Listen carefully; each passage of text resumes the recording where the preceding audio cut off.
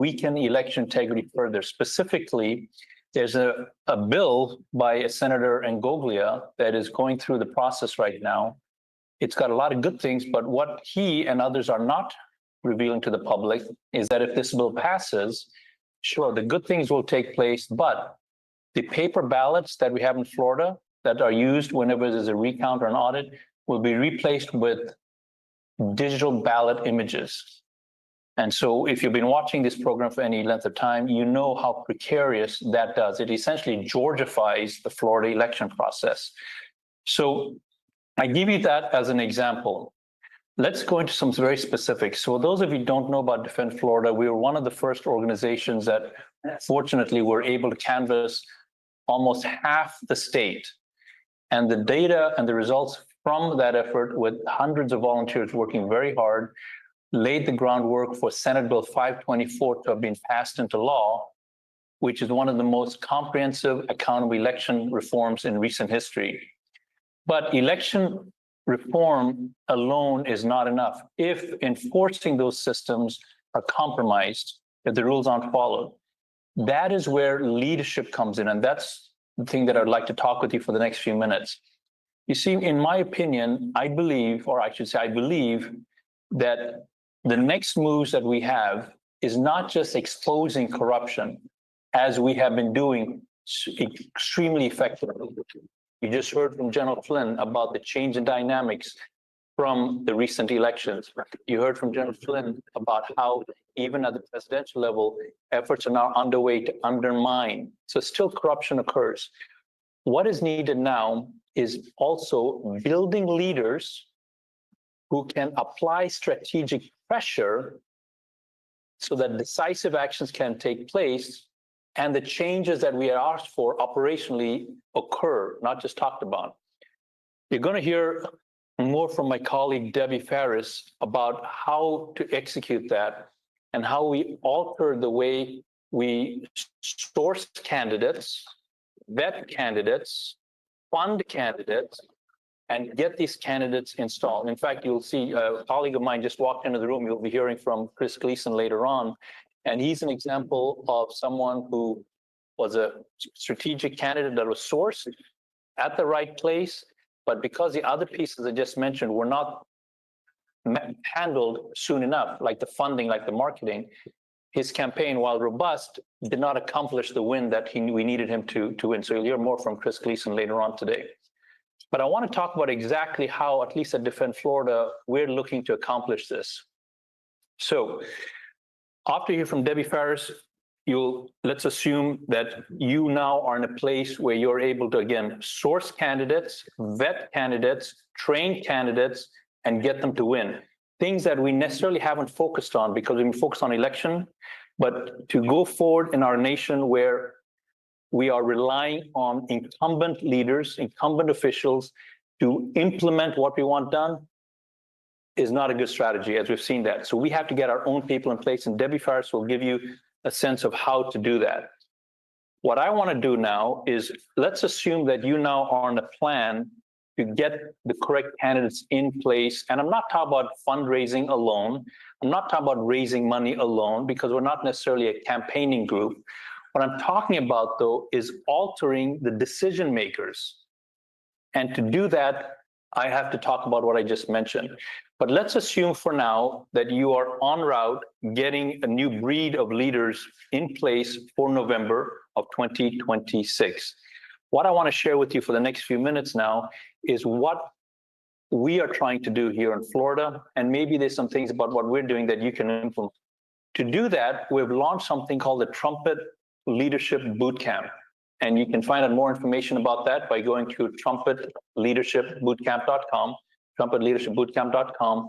And I want to take the next few minutes that I have here to go over some of the material. So number one, we're drawing from Trump, the Bible, Martin Luther King, Gandhi, Ronald Reagan, as examples of people that were able to move, inspire, and lead the people. Doing so is important because we are either going to have to raise billions of dollars or we're going to have to raise millions of people. The former, I don't see a pathway, so the latter is what I'm talking to you about now. If we look at Trump, a couple of things that I want to highlight about him, and I want to break it down into action steps that you and I can do as well in our groups. Trump never waited for the media or the legacy incumbents to define him or his agenda.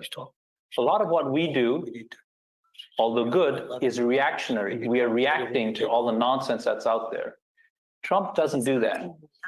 Instead, he forced his opponents to play defense by setting a vision bigger than they are, larger than they are, and he immediately moved on to cutting government waste. Examples of that has resulted in him moving Putin to the negotiating table, reshaping global discussions with his bold Gulf of America, the Greenland ideas, Doge. These were ideas prior to November that weren't anywhere on anyone's radar. So he arrives, he drops his ideas that are proactive, and now everyone is reacting and playing defense to the push that Trump is. Regardless of where you stand on those policies, I'm just drawing attention that Trump drives, he doesn't react. So how does that actually work in our work for election security?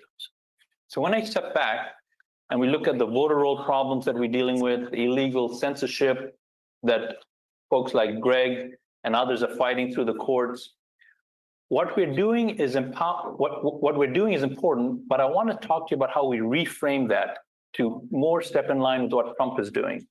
So a way to do that we're trying to do here is we're trying to position what we're doing as empowering everyday Americans to reclaim their voice against special interests and deep state manipulation. So it's a change. Yes, we can talk about the voter roll. Yes, we can talk about the commissions. Yes, we can do all of those things, and that's important. But what we're trying to do here is reframe what we're doing and presenting ourselves as the people that are taking action for everyday Americans. Framing matters. Just look at Trump. Every time someone asks him a question, he hardly ever answers a question. He reframes and he puts his own message in front. And that causes the audience to have to react to him. Let me give it a specific example. So right now, we have in the state of Florida, this move that I mentioned by Senator Ngoglia to go to digital ballots. Yes, we can talk about the flaws of digital ballots. We can talk about the state of Georgia and how we don't want to be like Georgia, and those are all valid. But what we're also trying to do is we're trying to frame this in a different way. We're trying to frame it in the following manner. So for example, why are you making elections harder to audit? It's an easy to understand example, right? No one has to understand digital ballots because most people don't. No one has to understand what's happening in Georgia because most people don't. But if we say, why are you making it difficult for Floridians to audit the vote? That's an easier example. So framing what we're doing as a voice for the general public might become a way that would bring more and more people into the conversation. I'm running out of time here, so I'm going to turn it back over to Steve. If you'd like to find out more about how we're doing this using Trump, using Reagan, using Gandhi, using the Bible, please consider going to trumpetleadershipbootcamp.com, trumpetleadershipbootcamp.com. So Steve, did I take up Debbie's minute? We'll get her on later. Okay, good. You want to introduce Chris Gleason now? All right, great. Move him in. Okay, good. Are you mic'd up? You're great. Okay, so why don't you intro him? And then Chris, why don't you come over here and take my place? So guys, this is the gentleman that I talked about earlier. I'm not going to take any more time here. Chris Gleason, I'm so glad that you're here. Welcome. Let me give you the mic, and then we'll get Debbie Ferris on later on. So we're going to get Chris Gleason on. He's out of Florida. We also want to talk about some of our gifts that we're giving away. We have been given, I don't know if everybody can see it, a Trump 47 little necklace. And I'm wearing a Trump ring, and we'll be giving those out. And then, but Chris, you're on. I'm on, right. So we've been at this now for a while. We know pretty much every which way that they're cheating, and we know how they're funding the cheating. We've done great work in exposing the Smurfs nationwide, and you can expect to hear some really big stuff coming in the coming weeks. Yesterday, Friday rather, the DNC, DSCC, and DCC filed suit against President Trump over his asserting control over the Federal Elections Commission. Now, that group of 3 Democrat committees are responsible for laundering no less than $4.2 billion just into their 3 committees. And they're mad. They're mad that they're going to be exposed and that the people that they've had in place helping them fund and further their election fraud RICO money laundering operation, they're afraid. And fraud takes money because people don't do things for free. And so what we initially did is we went after the money. We followed the money because everything costs money. And from there, we got involved locally. I got involved locally here in Florida. And we've been fleshing out quite a bit with the fraud in the machines and the fraud in the voter rolls. And a group of wonderful patriots in Pinellas County called the Pinellas County Watchdogs drafted me to run for supervisor of elections. And we ended up running a slate of 12, 13 candidates, America First candidates all across Florida. And what we noticed is that none of us won, which was kind of funny, but it was all right because we now have standing in the courts. And so litigation has been begun, and we're using some amazing technology, some amazing AI. We've created some AI to help us catch the fraud. And it's pretty amazing what we found.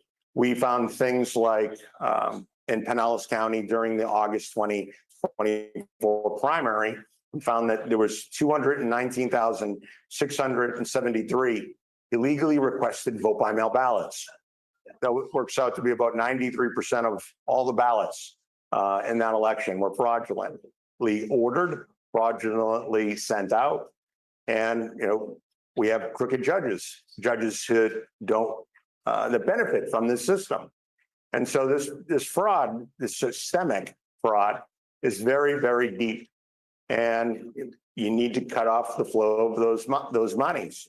And you have to have candidates willing to step up and do the right thing, because I could have easily rolled over and after my election was done and said, this is tough, I'm not going to do it.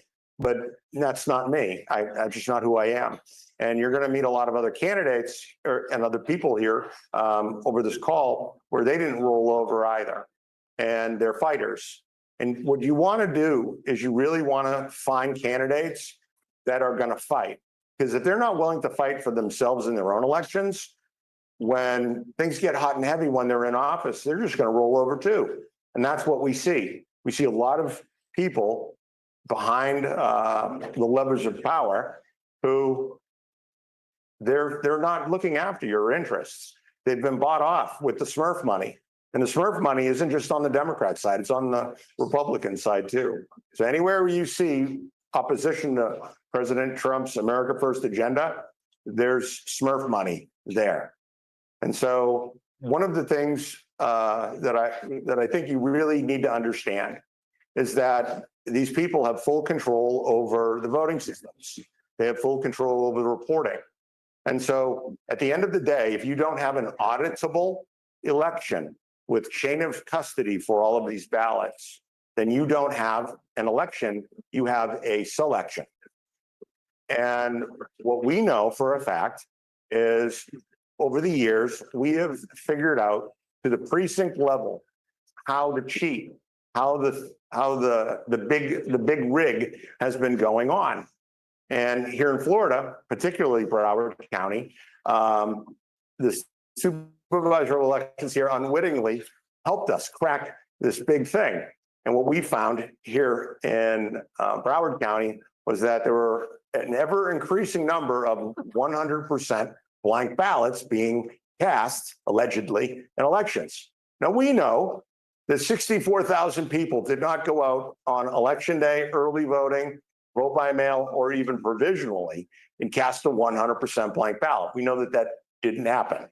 But what we do know is that those 60,000 voters here in Broward County, they were actually disenfranchised. Those are voters who went out, did everything that they were legally required to do to have their voice and their votes counted accurately, and they were deprived of that right.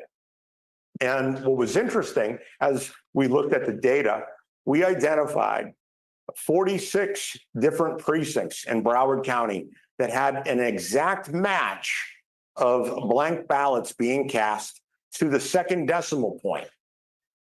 And if, in case you don't know, the mathematical probability of that happening is 0%.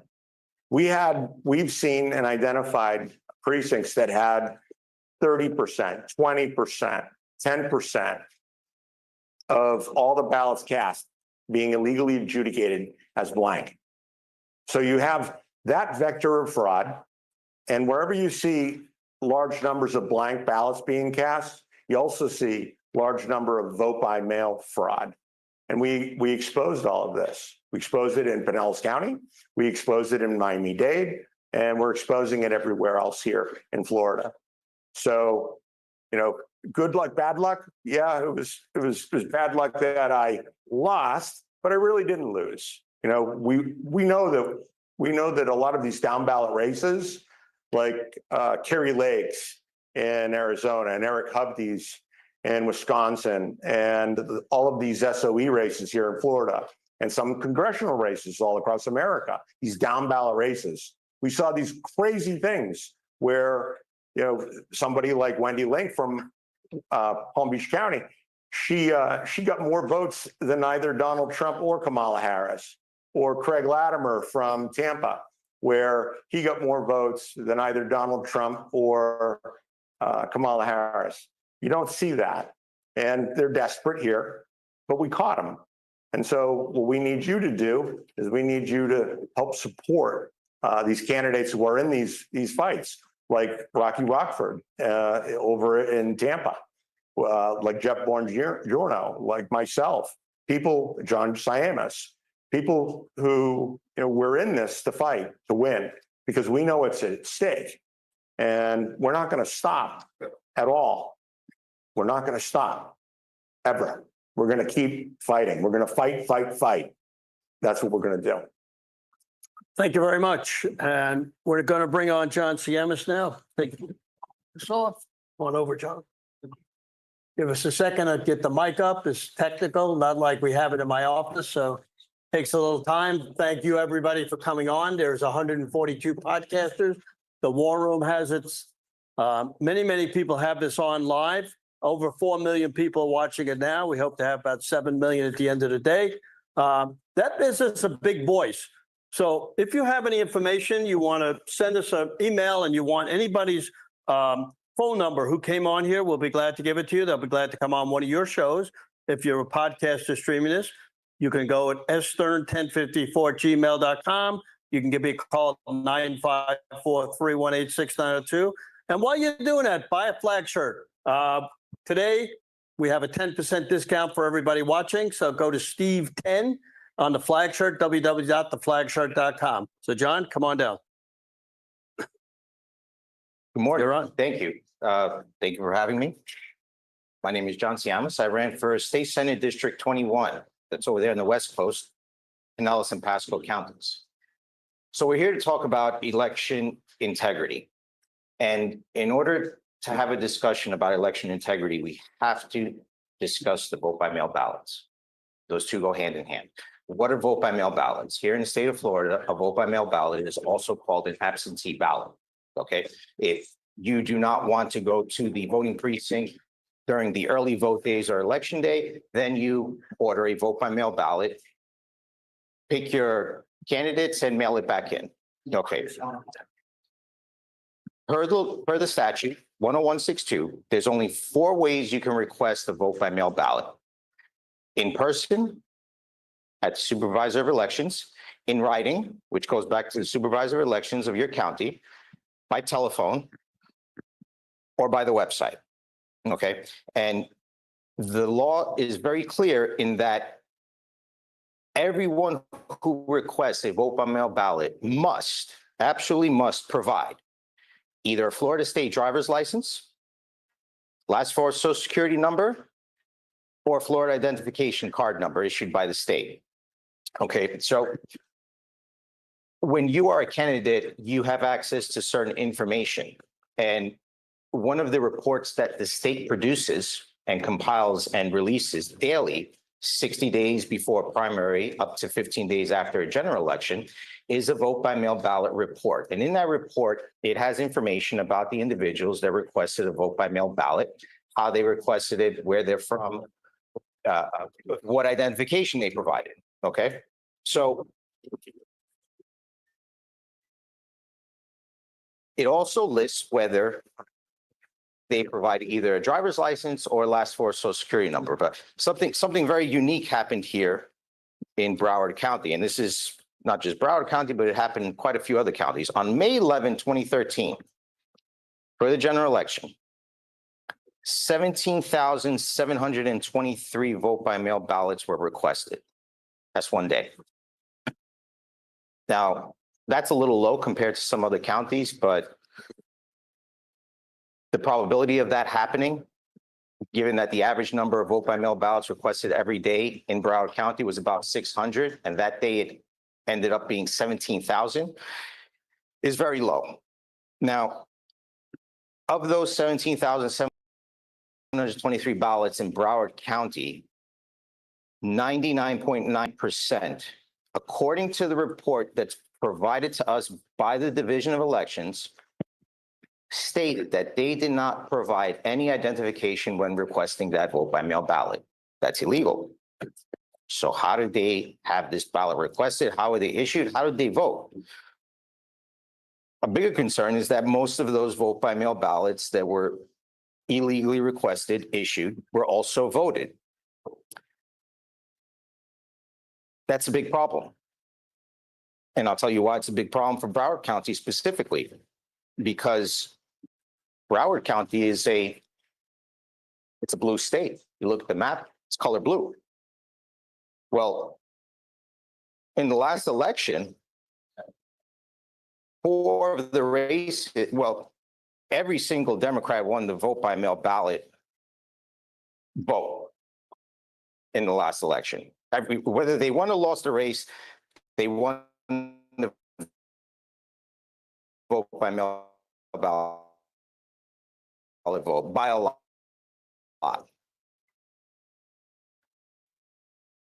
Four of them lost by a margin of less than 10,000 votes. And that was due to the vote by mail ballot vote. I hope that all makes sense now. Now, if I'm telling you that there was 17,000 vote by mail ballots in Broward County that should have never been requested, issued, and voted, and there were four Republicans that lost by a margin less than that number, I have to ask the question, why is Broward blue? Because according to the numbers, Republicans should have won every single race, every single partisan race. Now, it's not just a Broward County issue. Every single county that I've looked at so far, the Democrats have a substantial lead in the vote by mail ballot vote. Now, some have argued that Democrats tend to request vote by mail ballot votes more than Republicans. Okay, well, we can also look at the party affiliation of those that requested the vote by mail ballots and those that voted. In some races, in order for the numbers to make sense, every single Democrat would have had to vote Democrat, every single independent would have also had to vote Democrat, and a percentage of Republicans would have had to vote Democrat in order for the numbers to make sense that they're telling us. And given today's climate, the political climate, I just find that very difficult to believe. Now, in the state of Florida, 580,118 ballots were requested and issued that did not provide any identification. Of those, 476,241 voted. we're talking about numbers that have determined races here. The only reason and the main reason, and you know, we'll go back to the too big to rig. What did that mean? That meant we had to overcome the vote by mail ballot fraud vote that's going on. And we did that on election day. Tremendous numbers came out. Awesome. Highest turnout I've ever seen. But unless we have that same type of turnout in future elections, 2026 is going to be a whole different picture. So I encourage everyone to get involved, understand what the vote by mail ballot is, reach out to the individuals that are involved in the lawsuits that are fighting back so we can change, correct, and make sure that we have fair elections and honest elections, because that's all we really want. Thank you. Thank you very much. Next, we're going to bring on Jeff Borgioni. And one of the things here that's so important is he's a good friend of mine. And whenever I ask him for something, he gives it to me. Whenever he asks me, I give it to him. So we're going to present him with a Trump ring today, as you can see, and a little necklace with Trump 47. So there's not a nicer guy or a greater guy that knows what he's going on. No, he's over here. He's on camera. Appreciate that. Appreciate that.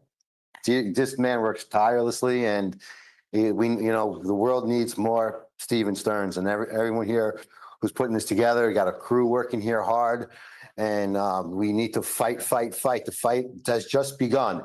We're up against a demonic force. Okay, this is good against evil. And 4 years ago, I decided to run for United States Congress, and now I knew that I had number one, a very small chance because I was a no-name person with no political experience. But number two, based on what I saw in 2020, I knew that the elections were fraudulent. And that's what this is.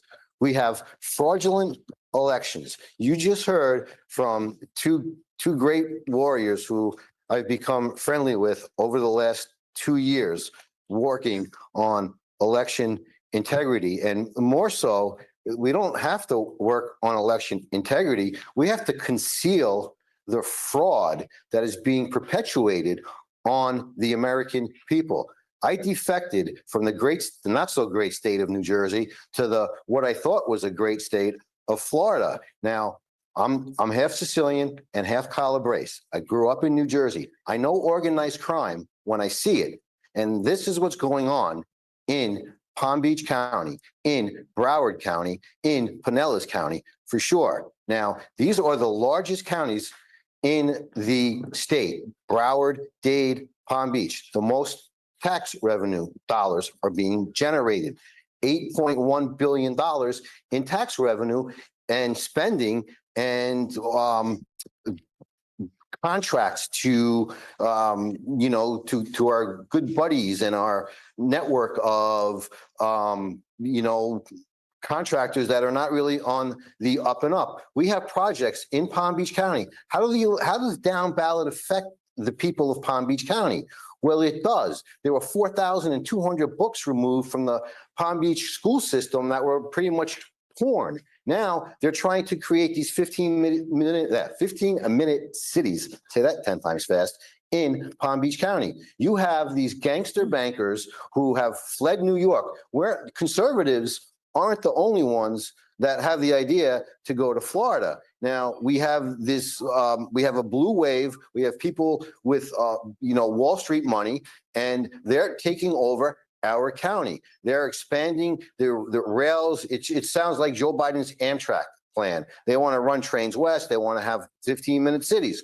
This is a huge problem for Palm Beach County. I'm sitting here at Trump International Golf Course, and the same county as Mar-a-Lago. This is millions of dollars of tax revenue that's going to an illegitimate regime. Okay, you have Wendy Link. I ran against Wendy Link for supervisor of elections, and she blocked my social media account. And just last night, So Pam Bondi blocked Laura Loomer. And this is a problem. That's an unlimited public forum, and no one should ever be blocked. Now, when I ran twice. I ran for United States Congress in 2022, and just this past general election, I ran for supervisor of elections. And the Sun Sentinel, the local rag paper, every year they publish a candidate's profile. I submitted my profile. I pointed out the fraud, and they refused to run the print ad, the print article. And what did they do? They didn't have to write an article saying that I was a election denier. They basically defamed me. They printed an article to defame me. Now, everything that you've heard from my good friends, John Siamas and Chris Gleason, well, we have these storyboards to back it. This is the blank ballot storyboard. And this shows that blank ballots are a thing, and they do exist, and they're tabulated into our systems. The information is all here. It shows Broward County in 2022 was 60,000. They had a 5% uptick in the 2024 general to 63,000. But what's happening? How are they? Stephen always says, Jeff, can you explain it in 2 minutes? Well, that's kind of difficult. We're on like minute 25, and it's probably still foggy to a lot of people. So this is an incident, and this happens across the country, is that we have local unelected officials that are changing our laws through rule change.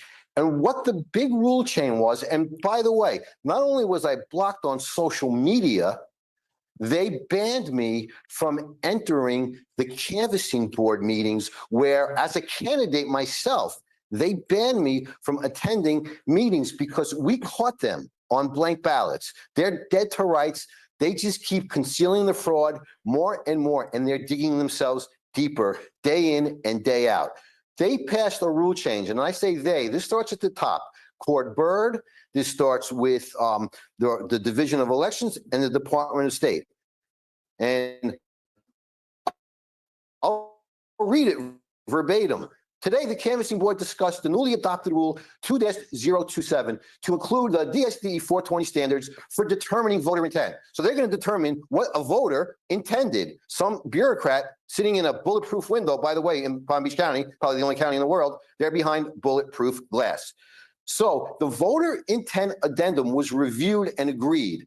And voter intent guidance now goes to the DSD 420, which means we're going to determine your voter intent on a blank ballot. So what they did here was their Judge Bristow, she's a criminal, okay? She's a county judge, and she's a criminal. Judge Bristow motioned that true undervoted ballots with no markings, stray or otherwise, throughout the ballot will be presented to the canvassing board to confirm if it is truly blank ballot before the SOE processes it. Does that make sense to anyone in this room? Or is that like, oh, this is like flashback Kamala Harris word salad. Ballots with any markings will be presented to the canvassing board for review. Supervisor Link, another criminal, seconded the motion, and the motion passed unanimously. Now, I want to say one thing. I copied you on the email. I invited Supervisor Link to come here and defend herself, and she declined to even answer my invitation.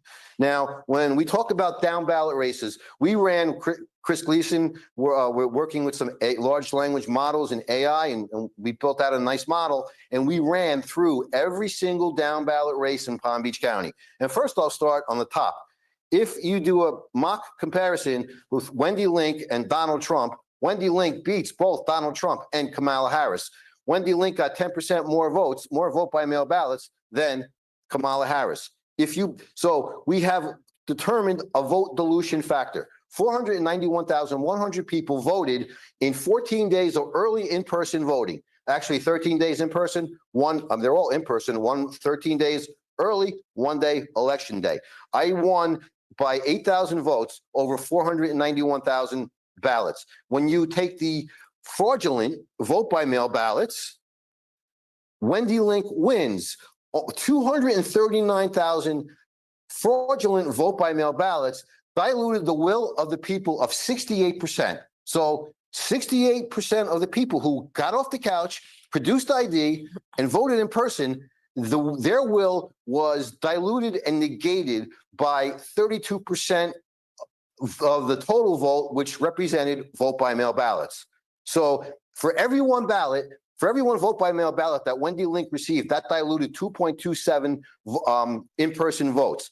Take those vote by mail ballots out, I win. Donald Trump beat Kamala Harris without the vote by mail ballots. Every vote by mail ballot that Kamala received diluted 3.6 votes for Trump.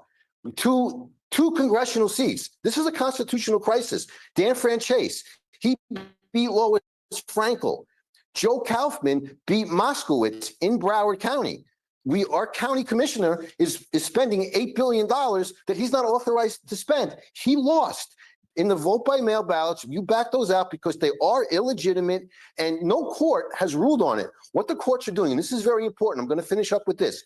We're taking all of the facts. These are material facts that cannot be disputed, and they will not hear the case. They're using lawfare. So I really appreciate the time. We have some great fighters at this event. I'm working hand in hand with John Siamas, Chris Gleason. My website is my name, jeffbongiorno.com. And I just want to, praise God for the opportunity to speak. And we got to keep fighting. We have to keep the lawfare up before 2026. We have our boots on their neck, and we have to apply pressure because they're perpetuating judicial misconduct. Okay, and this will be heard, and we will prevail. Thank you all. Thank you very much. Can we get a shot of the golf course so we talk a little bit about that?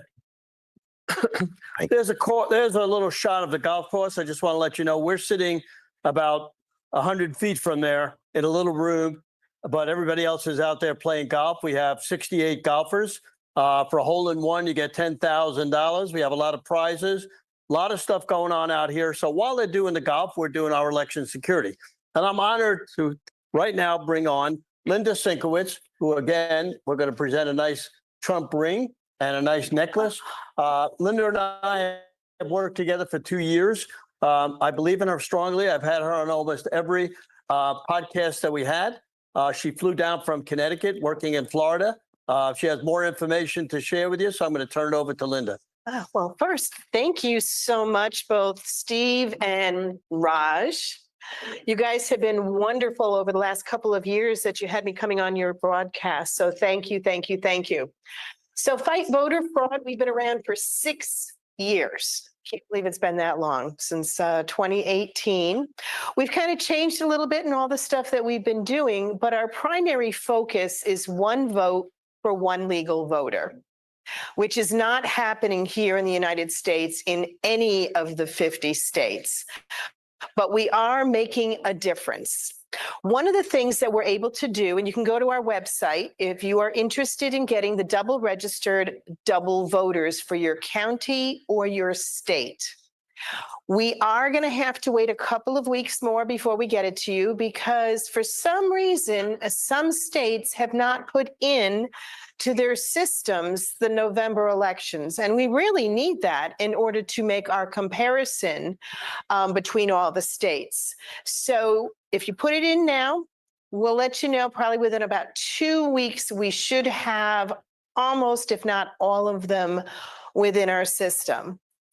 Another thing that we're doing is once we get that data to you, we have taken 2.5 months to put together how to find election fraud within your voter rolls.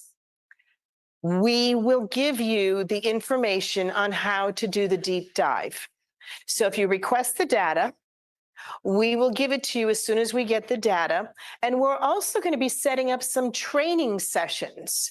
I've been talking to some people here in Florida. We're going to be setting some up in Florida. We're going to be setting some up already in Texas, Maine, wherever we need to travel. We will come and show you how to use the system in order to prove the people are actually that person, and hopefully have enough information to be able to bring it to your law enforcement or your election integrity officials. So how else can you help out if you don't want to do the deep dive? Well, you know the people on your street, you know the people who passed away, who moved away. Check the voter rolls. Take 10 houses. If everybody did that on their street, to check to see if they were on the voter rolls, you can challenge them with your election officials and actually get them removed from the voter rolls. Again, we want everybody to be able to vote, as long as you are a legitimate voter, a US citizen, or at least 18 years old. And we're not seeing that.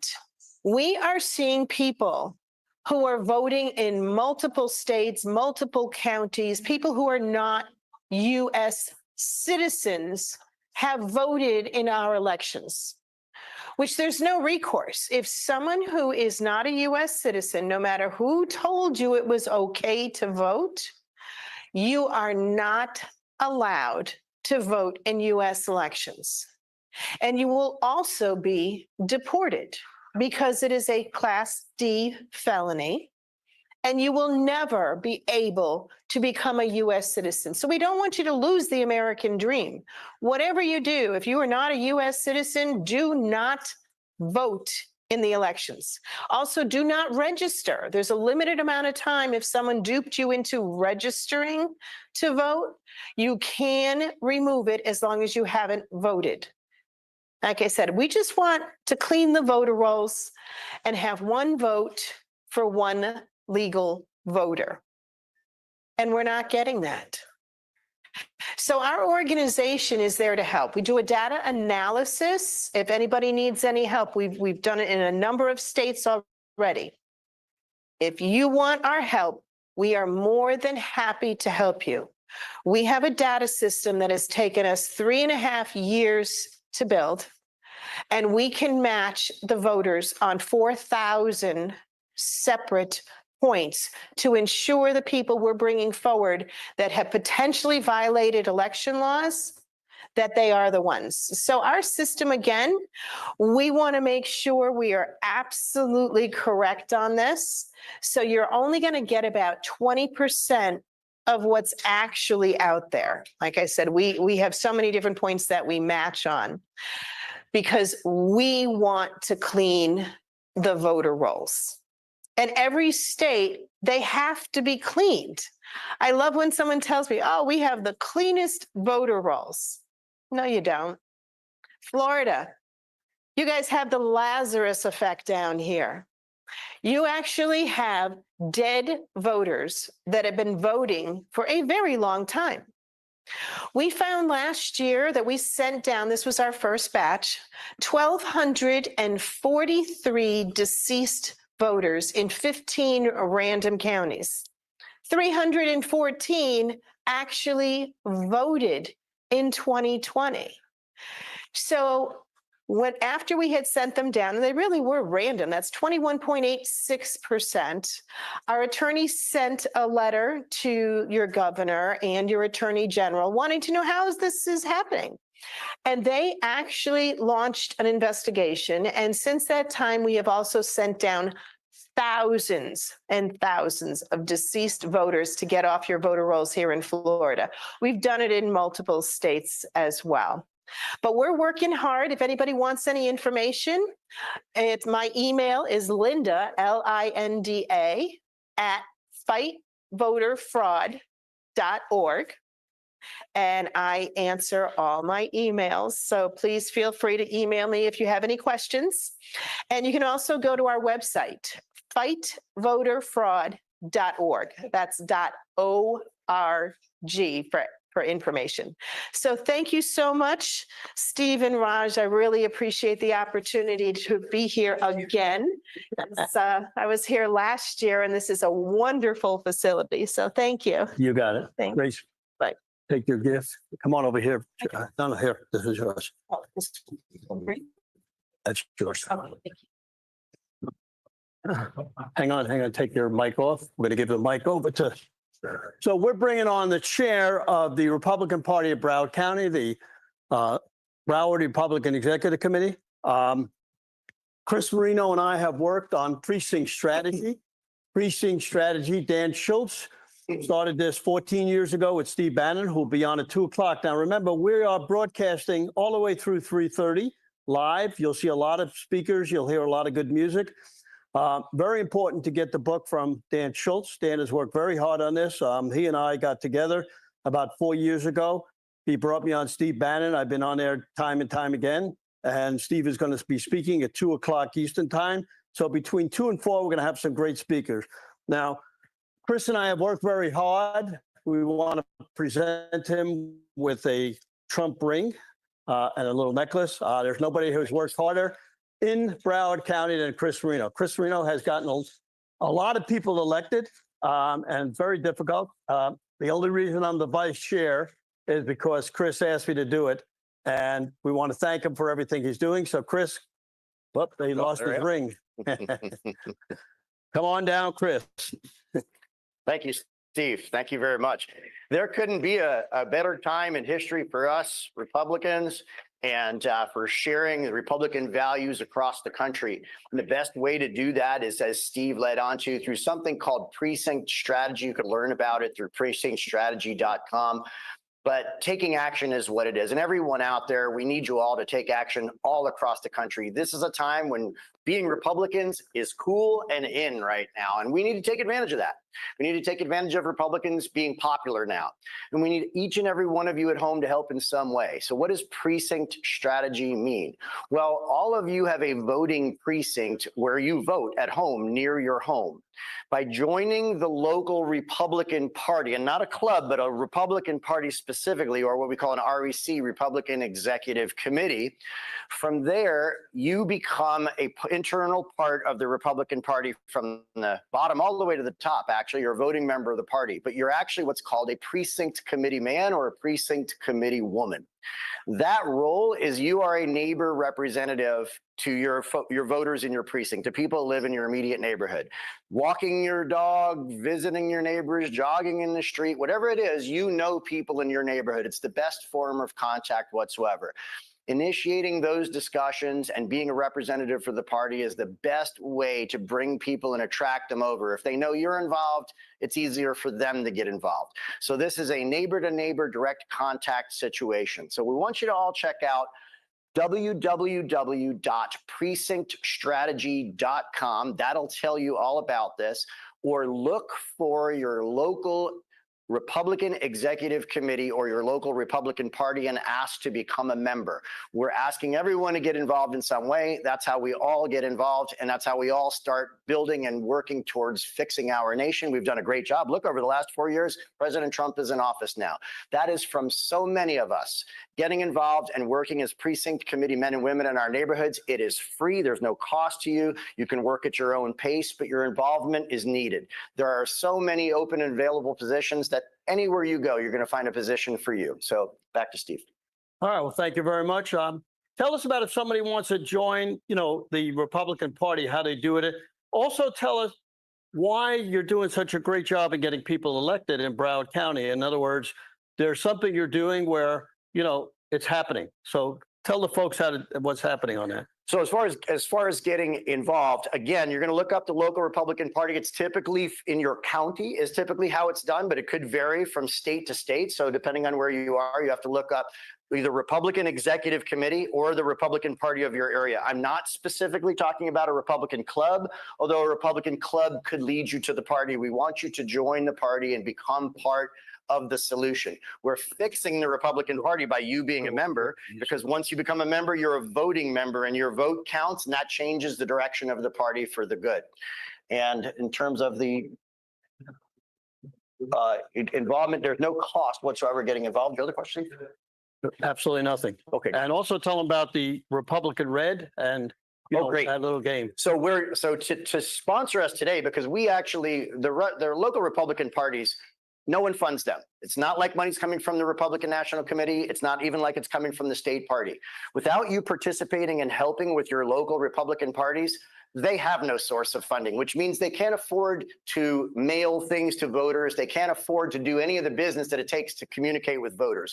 What we are doing today here live on this podcast, and you may see it on the screen at times, is you're going to see a little advertisement to play a game.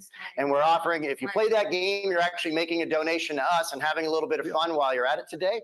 There's going to be $2 for one game. It is $5 for 5 games, $25 for unlimited games. And what your prize is going to be is to win a $250 voucher for Republican Red Wines, which is a beautiful wine winery in Paso Robles, California, specifically named Republican Red. By you playing that game, you're going to help us locally. You're going to support a Republican-owned business.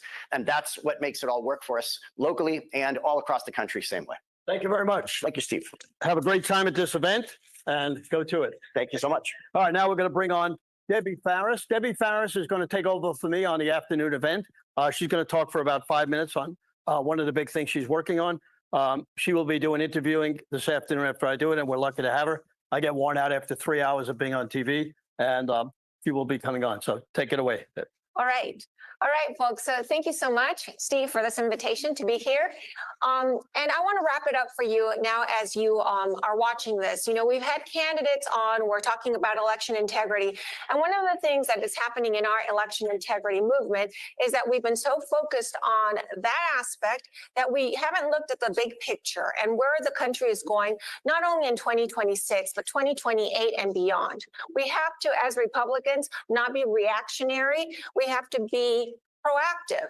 So one of the aspects that I have realized we have a deficit in learning is electioneering. And do you even know what electioneering is? Electioneering is all the processes and activities that go behind getting a candidate elected.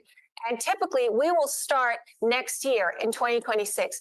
And this is a great fallacy, folks. There is work that needs to be done. We're already behind the curve. So what I am doing is I'm putting together the America First Electioneering Academy. And this is to get us, the grassroots, up to speed with all aspects that are necessary for a political campaign. Because until we don't understand what is needed there, we are going to go against other Republicans that have decades and careers vested in the activities of electioneering. And we're behind the ball.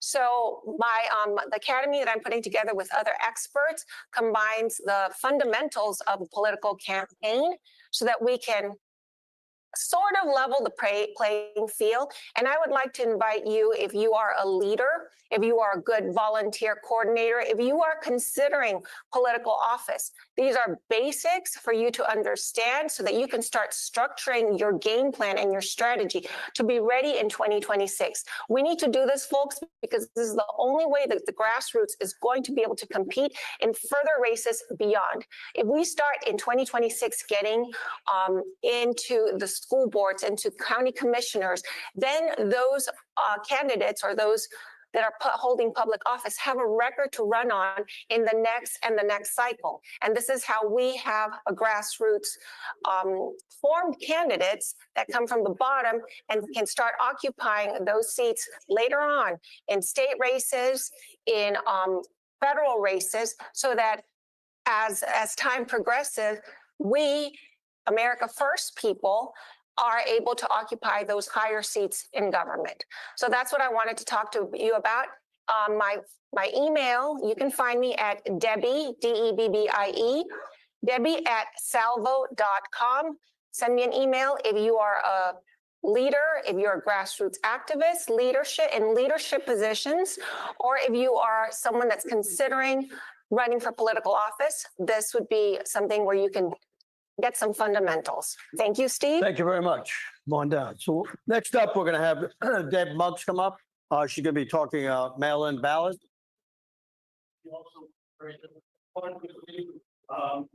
On telling everybody who prints the ballots and what happens with them.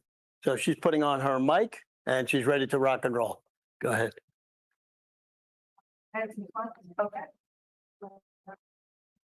Slides. Oh, thank you. Okay, so first I want to talk about what controls, why controls are needed on ballots and then a little bit about what we're going to do about it. So if you click on the first slide, Raj, there are 5 steps that a ballot complete in order to do large scale insertion of illegal ballots into the election process. First, they have to obtain the ballot design, or rather designs, because different precincts have requirements for different designs based on the candidates they're voting for. Of course, the ballots would have to be printed. The ballots would have to be completed, either completed with the printer or filled out manually. Then, of course, they'd have to be stuffed in return envelopes with signatures, which could be pre-printed or signed manually. This all has to be done in a way that the election office would accept the ballot. First is, will the signature be good enough to be considered a match? And the second is it even going to be checked that the ballot was requested? In states like Florida, where the ballot has to be requested, there's no law that says they have to double check that it was requested. Okay, so if you go to the next slide. Ballot printers are especially well equipped to facilitate a bad actor in this endeavor, because ballot printers have several capabilities of use, including ballot design, ballot printing, the ability to pre-print ballots, and to some extent they could easily print signatures as well as the envelopes. A couple of the printers offer outbound mailing of the outbound ballots, uncompleted, the blank ballots. And then they also, some of them offer the technology to actually help with signature matching. So next slide. So a ballot printer or a rogue employee of a ballot printer who is a bad actor could overprint and supply ballots, or the ballot, or expose the ballot design to a bad actor who will print them. They could redirect outbound mailed ballots to bad actors. They could supply pre-printed ballots, and they could supply return envelopes, because most ballot printers also offer envelope printing services. So you go to the next slide. There are a number of printers that are active in our election space, some of them very large, multi-state, multi-service, some of them smaller, more regional, but generally they're all vertically integrated in that they offer the design and production, envelope printing, outbound mailing services. They even offer related services like voter registration card printing. And there are limited laws and rules on how ballot printers are contracted or their responsibilities. There also is very limited ballot printer transparency, and in cases I've researched, no audits are involved of the ballot printer. So what we are proposing we need are a number of ballot controls that prevent each of these risks from becoming realities. The first is, in terms of ballot design, treat it like an important piece of data that is not to be shared within the election office or within the printer community, so that it remains secure. And if you have a ballot printer that says, email me your ballot design, walk the other way, because that's a very insecure of transmitting that ballot design. We also propose that we introduce the idea of authorized serial number ranges for ballots and vendor controls that audits them and make sure they're following the directions and treating the information correctly. Also, we advise, don't outsource your mailing, especially to your printer, who would then have the ability to do multiple phases of this process. And we need a process to detect pre-printed voted ballots, a process to analyze serial numbers on ballots and envelopes to make sure they fall within the correct range. Diversify vendors. Don't use the same vendor for your ballot and your envelopes and outbound mailing. And introduce the idea of machine signature detection. We also need a process in place to reduce duplicate or unauthorized serial numbers on the envelopes or the ballots. I just want to spend a couple minutes and explain how we came to identify these threats and controls that are needed. We utilized a methodology called a secure risk assessment. And in that methodology, we laid out the election process. Then we said, if we were bad actors, how could we compromise each step in the process to get the desired outcomes? Then we looked at our laws, our rules, and public records to determine were the controls in place to stop a bad actor should they attempt this. And what we found is that Florida is missing 2/3 of the controls to ensure a secure election, addressing all of the risks we identified. So I proposed 5 bills to put these controls in place. They're pictured on this slide. The first one I would discuss is the legislation that focuses on preventing illegal ballot production and insertion, and that's where the controls I just discussed are covered in this legislation. We also cover transitioning to a qualified vote by mail, where it's not a no excuse request. You have to have a reason. And of course, if you have a need you can't get to the polls, you're military overseas, you get a ballot. But in general, we encourage the in-person voting.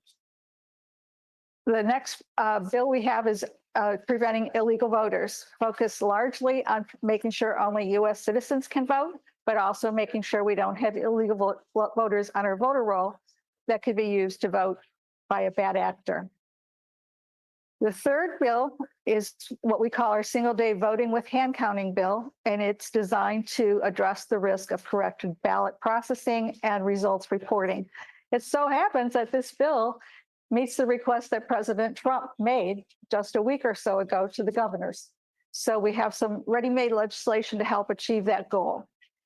The fourth bill centers around election technology security. Most people don't realize, but enterprise class technology is used throughout our election process, and our laws and our rules are focused just on a narrow piece of technology that does the counting, not the voter registration system, not the mail sorters, et cetera. And they can actually be used to compromise an election as well. And the fifth bill is around enhanced governance with reconciliation and audits. Much of the election process is not transparent, especially vote by mail, and it's not audited by the states or an independent auditor. We bring back enterprise level practices for reconciliation and audits, not just of the counting, but are we actually checking out people when they request ballots? Are we doing signature verification properly? You can find this legislation on defendflorida.org. We've got the 5 bills drafted. All 5 bills have been drafted. 2 of them have been filed. 3 of them have been filed and are going through the process. And that's it.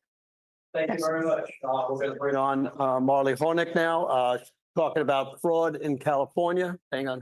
Pull your thing off.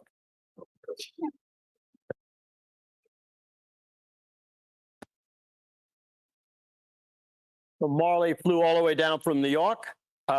She has some important things to tell you. We'd like everybody to pay attention. Drop your cell phones. This is one of the most important things that she's going to talk about. So go ahead, Marley. Steve, can I get my slides up, Raj? You're on. That's your. Yeah. Okay. My name is Marley Hornick. I'm founder of the National Election Validity Organization, United Sovereign Americans, along with cyber and election security subject matter expert, Harry Howry. Next slide, please.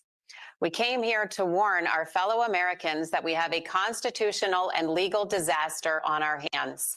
The current election process nationwide is an uncontrolled, unmonitored catastrophe that is producing false returns.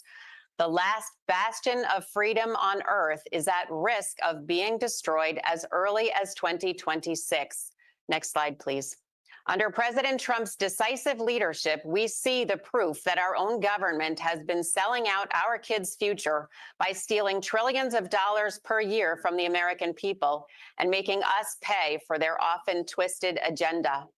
Nowhere have officials betrayed us as badly as in our elections nationwide. Next slide, please. USA is the first organization to measure election misconduct as defined under criminal law, to deeply study Supreme Court precedent, and document the scale of defined election fraud nationwide. After years of law enforcement meetings, official reports, legislative hearings, criminal referrals, and staggering trial-ready evidence, massive election fraud is still being illegally certified as accurate. Asking whether election officials are bad people is irrelevant. Their job is to prevent fraud, and they are legally required to prove it to us. That's what we pay them for. 21 chief election officials have been fully briefed, 9 have been sued in federal court, and every last one has proven disloyal to the sovereign they serve, the American people, and to the contract we made with our government, the United States Constitution. Next slide. USA has tracked tens of millions of individual felonies. We were the first to discover and document the algorithms and central vote manipulation. We filed our detailed data with the states, the FBI, Homeland Security, and the DOJ under the previous administration, and filed 9 federal lawsuits demanding that election commissions follow the law. And what did we prove? Every last federalized state election official believes that they are the sovereign, that they are the one who chooses our representatives. Every last one. They are perfectly content to continue violating our Constitution down to the root. It's time to make it personal. This is our land, from sea to shining sea. Self-dealing bureaucrats and criminals did not create it, and they cannot have it. Next slide, please. Our founders were masters of philosophy. They said the job of a government is to protect the gift of life. Our government guarantees individual sovereignty within the boundaries of a social contract. To fix our election problems, we must work inside this structure, or we will damage this gift in our anger and undisciplined haste. Next slide. The first sentence of the United States Constitution says, we secure the blessing of liberty for ourselves and our posterity. The second sentence says, all power to make laws is vested in Congress. The third sentence says, the people of the several states choose those lawmakers, period. They work for us. If valid elections were not the key to securing liberty, our Constitution would be written in a different order. And that is why when election officials ignore or break federal law, they are prosecuted as criminals. When they register false voters, accept and count illegal ballots, certify false tallies, and destroy or hide records, they sacrifice our future in their arrogance, and they can land in federal prison.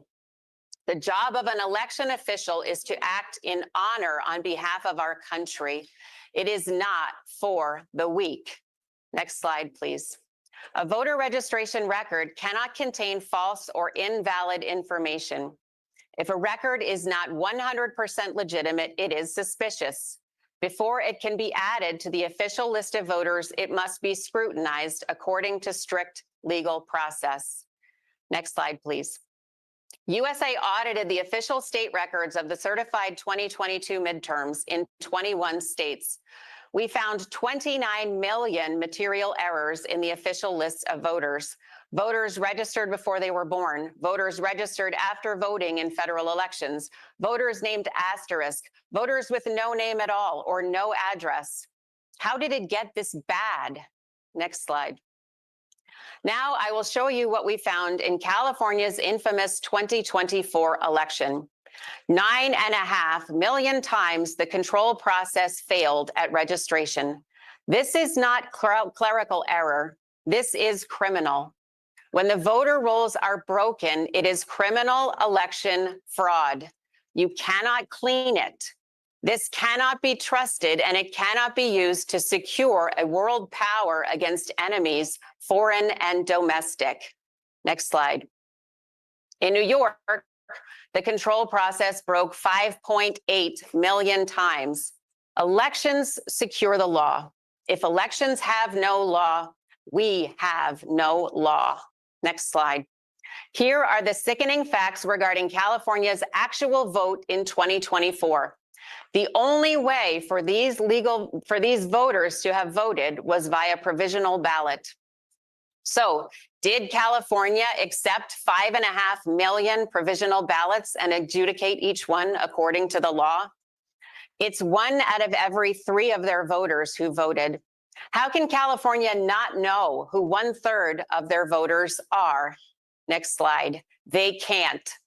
California broke the 3rd sentence of the United States Constitution and illegally certified 52 members for the United States House of Representatives and Adam Schiff. We need to stop maligning citizens we disagree with and start putting criminals in jail. Next slide. New York illegally certified 26 members of the House of Representatives and Senator Gillibrand. Who do each of these people work for? We're not saying none of them were chosen by the people. The problem is no one knows. Why do we accept that for our loved ones and for our beautiful country? The theft of legitimate representation is a heinous crime. Next slide. We took it one step further. USA studied the identity of the voters themselves. Our attorneys hired a private investigator, searching in 3 unique commercial law enforcement tools used to find people precisely in space and time. We could not find 993,000 voters in California's midterm. Nearly 1 million voters who do not exist had their votes counted in that election. Nearly 500,000 voters who do not exist had their votes counted in Pennsylvania. You're looking at 8.5 million illegal votes. Our country is under attack. We put people in jail for a handful of fake ballots, but somehow these crimes are going unpunished. Next slide, please. USA is strongly in favor of voter ID. It will make the election officials' job much easier, which protects them and protects America. But as you can see here, it will not fix the entire process of an election. There are numerous control points within the election system under direct attack, and they must all be secured. Only USA knows how to do it, mostly using current law. The first step in a legal process is to follow critical national security infrastructure law, FISMA, and implement the risk management framework. The entire system must be subject to rigorous threat testing exactly as it is going to be used. Risk limiting audits conducted by election officials themselves are a fraud on the American people. The voting system is a digital border of our country, and that must be continually secured for dynamic, evolving attacks. We are securing the multi-trillion-dollar economy of the dominant world power and the inalienable rights of our great-grandchildren. Next, we must train election personnel in threat assessment and process control at every site. Then we can begin registration of verified, qualified voters. USA found 29 million instances where that control broke. This means the states have no idea who's in their voter rolls. After that, we could add voter ID right there. It's like right where that little green cross point is. If you want to get rid of mail-in ballots, a great idea. That's possible, but every mail-in ballot goes through a judging table, and if it fails, it's supposed to be thrown out. That control point broke in Pennsylvania in 2020 and Arizona in 2022, among other egregious circumstances. I just want to say I don't have a pointer, but each of those red blocks represents a control point that USA has measured millions of failures at the point. You cannot simply blast through an election and call it valid. Once you get down to the vote tally and management system, if you have made it that far without failure, you can start reporting to the media. But every single record from every county and polling site must now be reviewed by the chief election official. When this person certifies a mixed state and federal election, this one clerk of which there are only 50 in the entire country, they are attesting that the state and federal governments are both legitimate and duly authorized Republican governments. They better be certain, because they can be held personally responsible when they commit perjury. USA is in complete agreement with President Trump. We love his idea of a constitutional amendment for a national election holiday using manual voting systems.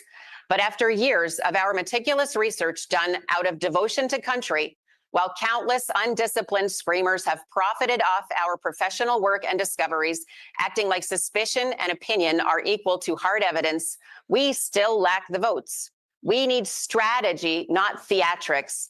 To pass an amendment, we have to have a valid election in 2026, and we won't pass it if we have imposters living in our House and our Senate. Next slide, please, Raj. In 1868, 10 states were barred from voting on the 14th Amendment. Can you go to the next slide? I think these are out of order. Yeah. These states were denied electoral college votes. Why? Because they betrayed the Union. They went rogue, and Congress refused to recognize their delegates. Congress called them territories of the United States and ignored their governments until they complied with the Union. Next slide, please. Illinois, New York, California, Pennsylvania, and Michigan are rogue states. No one in these governments knows if their congressional representatives are legitimate. I don't know, you don't know, and neither do they. Certifying elections for Congress with millions of fictitious voters and votes is an act of defiance against the United States Constitution.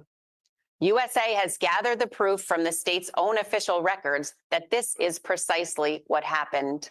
Next slide, please. In these Supreme Court decisions, election officials went to federal prison. Read the prosecution guidelines. False voters, false votes, and false tallies are all defined federal election fraud. Election officials are not allowed to take their orders from the Brennan Center. They follow the law. The United States Department of Justice under Attorney General Bondi must immediately open a criminal investigation of this digital invasion, prosecute those responsible, and compel the states to follow legal process in 2026. Our right to legitimate congressional representation was stolen in 2022 and 2024. We cannot repeat this and have the rule of law. But we don't just need to investigate blue states. This is happening in Ohio and Florida. It's in Georgia and Texas. We have lost control of our elections everywhere, and it is a crime against our country. If we don't enforce the law, the defense of inalienable rights on earth will end. Today, we remind the DOJ that we gave them the proof starting in 2021. We look forward to Attorney General Bondi and Deputy Attorney General Bove making great strides to fix this disaster now. United Sovereign Americans is standing by to assist in every way that we can. We are already working with states and Congress members loyal to our country to upgrade our election security laws to the current reality. We are taking the offensive against the denial of our civil rights with personal lawsuits against the most egregious actors in the country. We are offering an election validity training conference this April in St. Louis, Missouri. Will you please join us in securing legitimate representative government in 2026 and beyond? Join our thousands of dedicated volunteers already working across the country for this goal. You are needed because no one is above the law. Those who have declared war on our liberty, on our children, and on our country will be held accountable. No one is allowed to usurp and destroy the blessing of liberty in America. Thank you. Thank you very much. We appreciate you coming in, and you did a great job. Don't take a mic with you, though. Everybody takes the mic. Yes. How about showing the golf course? Let's see what's going on in the golf course while we bring Greg on. Anybody hitting? Anybody get a hole in one? Anybody get a hole in one yet? It's beautiful out here in Florida. We're at the Trump International in West Palm Beach. We have 68 golfers. We're going to bring on Greg Stenstrom, who has been on almost every one of our podcasts. He is super phenomenal, flew down from Pennsylvania. We want to make sure he gets a Trump ring and a necklace for his wife, Trump 47.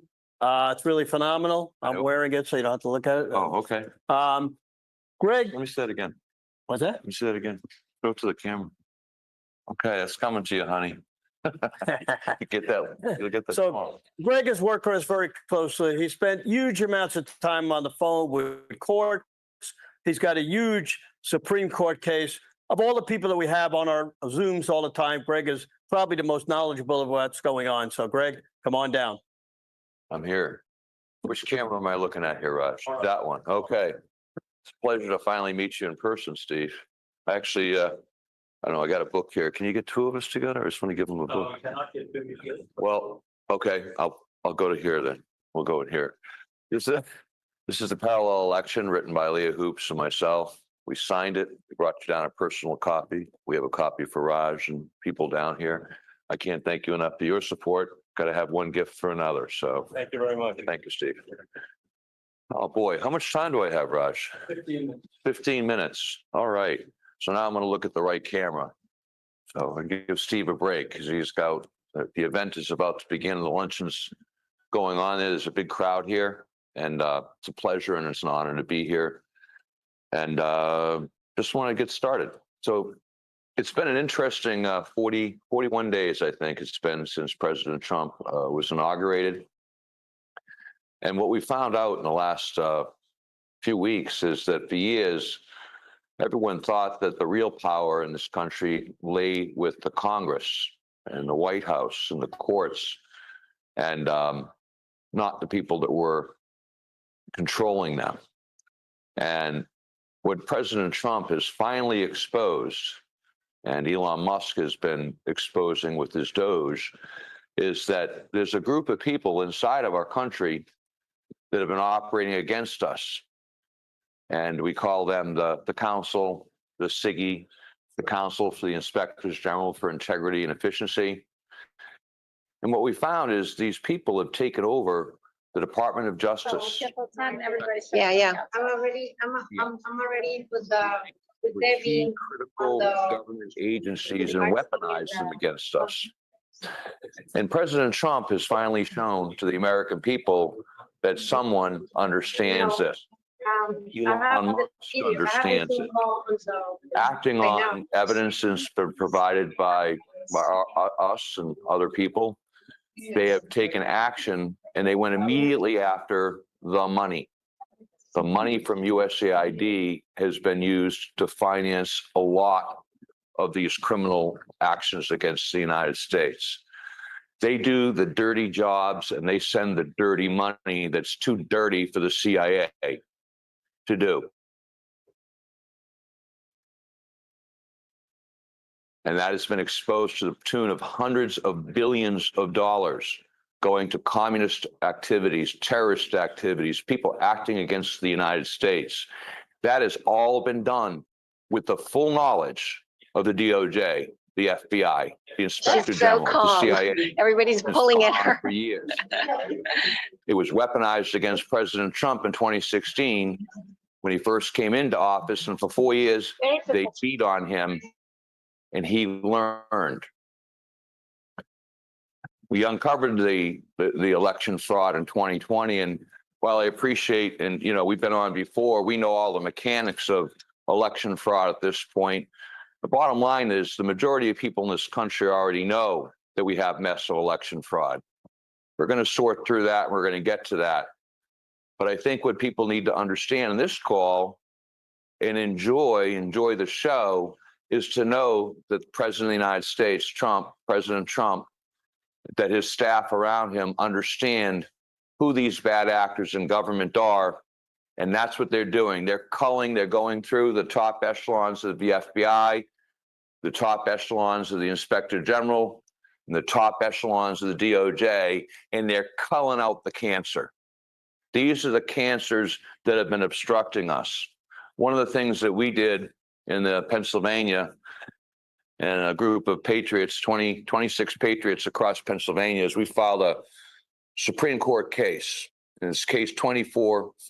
It was initially quashed and it's subject to rehearing now, which is this right here. And it's going to be reheard this week. What we found out was that the DOJ, prior to Pam Bondi getting in place, and the FBI, prior to Kash Patel being confirmed, the Supreme Court under Justice Roberts, President Roberts, the chief clerk of the Supreme Court, Scott S. Harris, the head of emergency litigation or emergency actions is Robert Meek, and the marshal of the U.S. Supreme Court, Gail Curley, have been obstructing and purposely obstructed motions and Rule 22s, Rule 23s, which are asking Judge Alito and Thomas to take action in this case. This case right here only asked for one thing, and that is that the federal government agencies like the DOJ cannot subvert and cannot circumvent federal law as a matter of policy. It is the core root cause of all of our problems with elections. By federal law, the U.S. the DOJ, the FBI, and the Inspector Generals are supposed to inspect election fraud.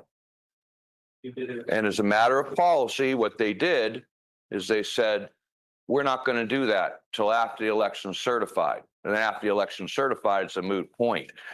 In this case, 361 pages, in the book that I just gave, Steve, lies the evidence that William Barr colluded with the DOJ and the FBI to obstruct investigations into massive election fraud. Hard, cold evidence. It's a knockout punch. They did it with the SIGI. We know why they did it, who they did it with, and President Trump has finally outsmarted them. What we're doing right now in Pennsylvania and doing across the country is we've already blown up Pennsylvania's mail-in ballot operations.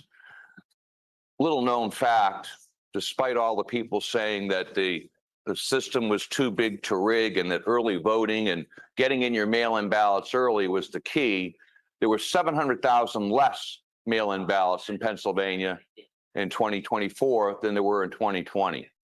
The key to the election win was getting people to show up on the day of the elections, not to mail their ballots in. We blew that up. We turned away 200,000 mail-in ballots, or we were able to make 200,000 mail-in ballots in the county area that we were in Southeast Pennsylvania, remove them from the system. We have hard evidence that the election machines were never certified in the state of Pennsylvania. As a matter of fact, there's no election machine in the nation that's properly certified under federal law. But specifically in Pennsylvania, not a single election machine is allowed by federal law to be used. We've been fighting that in the courts, and we've been blocked by quite a number of people, but we're breaking through. We proved how mail-in ballots were used to cover for the machine fraud and election fraud, that these mail-in ballots and systemic fraud, basically they took registered voters and called them qualified electors. A registered voter does not equal a qualified elector. Very simple. This is federal law. A qualified elector is someone who's 18, a U.S. citizen, and lives in the district where they voted. Very simple. Only they can vote. Only they can receive a ballot. And we have been literally fighting in the federal courts to get them to acknowledge that and make a declaratory judgment that a registered voter does not equal a qualified elector. We have been fought by Governor Shapiro, other governors in the country, fighting this. But once that's solved, that problem goes away with the registered voters, and we can clean the voter rolls and get that done once and for all. So we've exposed fraud at every level of the government. We've exposed who the root cause analysis, who the people are that are committing the fraud. And what's important now, and I only have a few minutes left, is if we don't secure 2026 and get all this done, we lose control of the Congress. President Trump has a 2-year presidency. He'll be crippled. They're already working towards this. And despite all of the stuff I just told you, all of the information I gave you, we know how they commit fraud with machines. We know how they commit fraud with mail-in ballots. We know how they commit fraud just by totally manipulating the vote, not counting the vote, or just counting ballots afterwards. They're not going to stop. They're going to keep doing it until we make them stop. And what we're doing, and most of the people here, one of the reasons I came down to Florida to meet everybody was because most of the people in the room next door here are people at the grassroots level who are fighting fraud in their individual states. Like Linda earlier from Connecticut, Marley Hornick from New York was just before me, and there's been a great group of people here that have been fighting fraud across our country. So the thing we're keying on now is we've got targeted lawsuits to get rid of the centralized counting centers. We've got targeted suits in at the federal and state levels to remove the mail-in ballots, no excuse mail-in ballots. And what we need now is support. One of the reasons the other reasons I came down is everyone thinks that we're all good now. President Trump's in, we're all good to go. That's not the case. President Trump is doing his job. President Trump is doing his job. We have to do our jobs as citizens. He's counting on us. He's counting on Steve. He's counting on Raj. He's counting on the people in that room next to us here to do our jobs. What I'd like you to do is go to www.patriot.online. It's not .com, it's not .net, it's patriot.online. There's a donate button there. You can click that donate button and you can get into the fight and help us bring this home and secure the 2026 elections. You can go to parallelelection.com, buy the book. There's a 28-minute video there that explains the fraud and what everyone's doing. And I appreciate the continued support for Steve Stern and his show. Liliana went out in the shirt. She saw your flag shirt. She says, no, I want you to wear this one. So she won today. But thank you very much, Steve. Raj doesn't know where to go. Hey, you got another 5 minutes. I've got another 5 minutes. We can talk. I gave you a lot of time this time because you flew all the way down. Well, I appreciate that. Yeah, talk about what you think is going to happen going forward. Pennsylvania, we don't know that much about. You're one of the few to come out and talk about it. Give us a little opinion about what you think is going to happen in the next election. I think that it's wow. It's 2025 is very important right now. And what they're doing in Pennsylvania, and they're doing it all over the country, is they're illegally redistricting. And this is what they're doing. In 2020, we saw the manifestation of centralized counting centers across the country. Okay, what they wanted to do is they wanted to take the counting out of the people's hands and put it into a small amount of people. Now what they're doing is redistricting. They're taking larger Democrat precincts, and they're merging them with smaller Republican districts. And they say, oh no, this isn't redistricting. This is consolidation for economy. This will help us run more efficient elections. It's redistricting. It's illegal. The only ones who can redistrict is the Congress. So what we're doing is we're fighting that in court right now. We've got what I think is a landmark case in Pennsylvania. One of the people from our group, Karis Kocher, is the lead plaintiff, and it's Kocher et al. Versus Delaware County and a number of other people. And it's basically the core crux of that case is to stop illegal redistricting. So what we're seeing in 2025 is the reason they're redistricting is because they've got to win the courts. Most of the races in 2025 are the courts. So it's a key to them to continue to control the courts and continue to control the county councils and the mechanisms that control the elections for 2026. Where is the Supreme Court case that you have? Where's that right now? Right now, the Supreme Court case this was obstructed. This should have been heard in October of last year. It was obstructed by the chief clerk who works directly for Roberts. They did not want this case to go through. It would have given President Trump and Pam Bondi the tools that they need to clean house. We submitted a reconsideration. This is being heard Friday. Oh, I'm sorry, I'm looking at you. This is supposed to be heard Friday, but we've submitted an emergency motion to stay because we had specific motions and rulings that were given to the justices, Alito and Thomas, that were blocked. This is the blocking that we're seeing. Not only, this is the U.S. Supreme Court. The U.S. Supreme Court, we have nomenclatura, we have political operatives in the Supreme Court who are blocking key filings directly from Justice Alito and Justice Thomas. And that is Scott S. Harris, the chief clerk of the Supreme Court, has blocked filings along with Robert Meek and Gail Curley. These are senior officers of the U.S. Supreme Court that are blocking key filings from the justices there. Justices cannot rule on what they cannot see.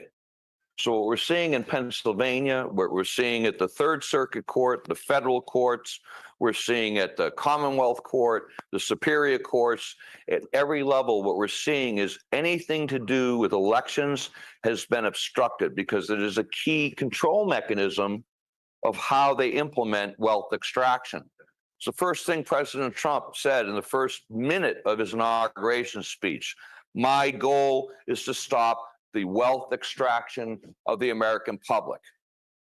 First minute of his inauguration speech. And the first day of his administration, he went right after the nomenclatura. He went right after the SIGI. He went right after the Inspector General, right after the FBI, right after the Department of Justice, the key players that have been extracting wealth from our country. And one of the control mechanisms has been the elections. We would not know this as citizens. I would not have, found this out had it not been working with the people that are in the room next door, with the grassroots people, working with you and working with some other key friends. We would not understand this if we had not gone up through and seen this overall apparatchik if it wasn't for the elections. If we secure our elections, we secure our government. This is the control mechanism they use. We've got, right now, we're looking at months. There's a sense of urgency here, and the reason I came and flew down to Florida to see Steve is there's so many good people here that I want to meet. I'm looking right at Linda here, but there's so many people I wanted to come to meet because the next few months are critical. The primaries, which are going in April and May, will decide the outcome of the November election in 2025. It will also decide the redistricting trajectory that they're going to use through 2026 to steal our country back. We got it back. We can't let it go again. Please go to www.patriot.online and donate. Donate to Steve, donate to everyone here who's come up here, as everyone's given some platform to donate. These are the people here on this show that are doing real work.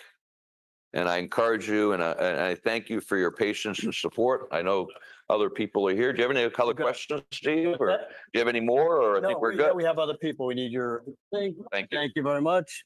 You did a phenomenal job. People always ask for you. So now we're going to have Robin Sachs from Maryland. Take care. Thank you. Oh, I won't forget the Samantha. Robin has been vacationing down here, so we're lucky to have her on. And she's going to be talking for about 15 minutes on what's going on in Maryland and other places. Great, great. Well, thanks, Steve. I'm not sure. Oh, okay. There I am. Hello. Great to see you all. As you've heard, I got to catch some of the speakers, Marlee Hornick, and also just hearing Greg and the great Linda Sinkowitz. My name is Robin Sachs, as Steve mentioned, from the Maryland Voter Integrity Group. And Raj, if we can bring that presentation up, I'm just going to hit some key highlights, basically reinforcing much of what you've already heard today. So if we can go to the first slide, under Maryland Voter Integrity Group. There it is. Great. So that first slide that you can see, the green one right there.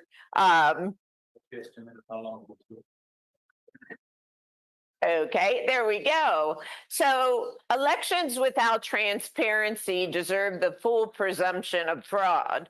And you've heard a lot of this from Marlee Hornick, you heard that from Greg. And this really is the fundamental part of our problem, which is the elections are not transparent. For you at home, you can probably see what is highlighted in yellow, but the way we figured out we had a problem in our election is we went back to the year 2000 and we looked at every presidential election from 2000, 2004, 2008, et cetera. The normal change is 0.5% to 2%, which you can see down at the bottom of your page with the yellow. But in 2020, we had 35%. 34%, 37%. So these changes were extreme when the normal change is just 0.5% to 2%. Next slide. As you've heard from some other speakers, something is going awry with our elections. This is CD6, which was Neil Parrott's race. He was behind in early voting, then he took the lead all through election night, but for some reason after midnight, the Democrats started gaining steam at every update until the Democrat took the lead and the Democrat took that seat. We find elections that change after midnight are somewhat suspect and really need some investigation to figure out how is this happening? Next slide.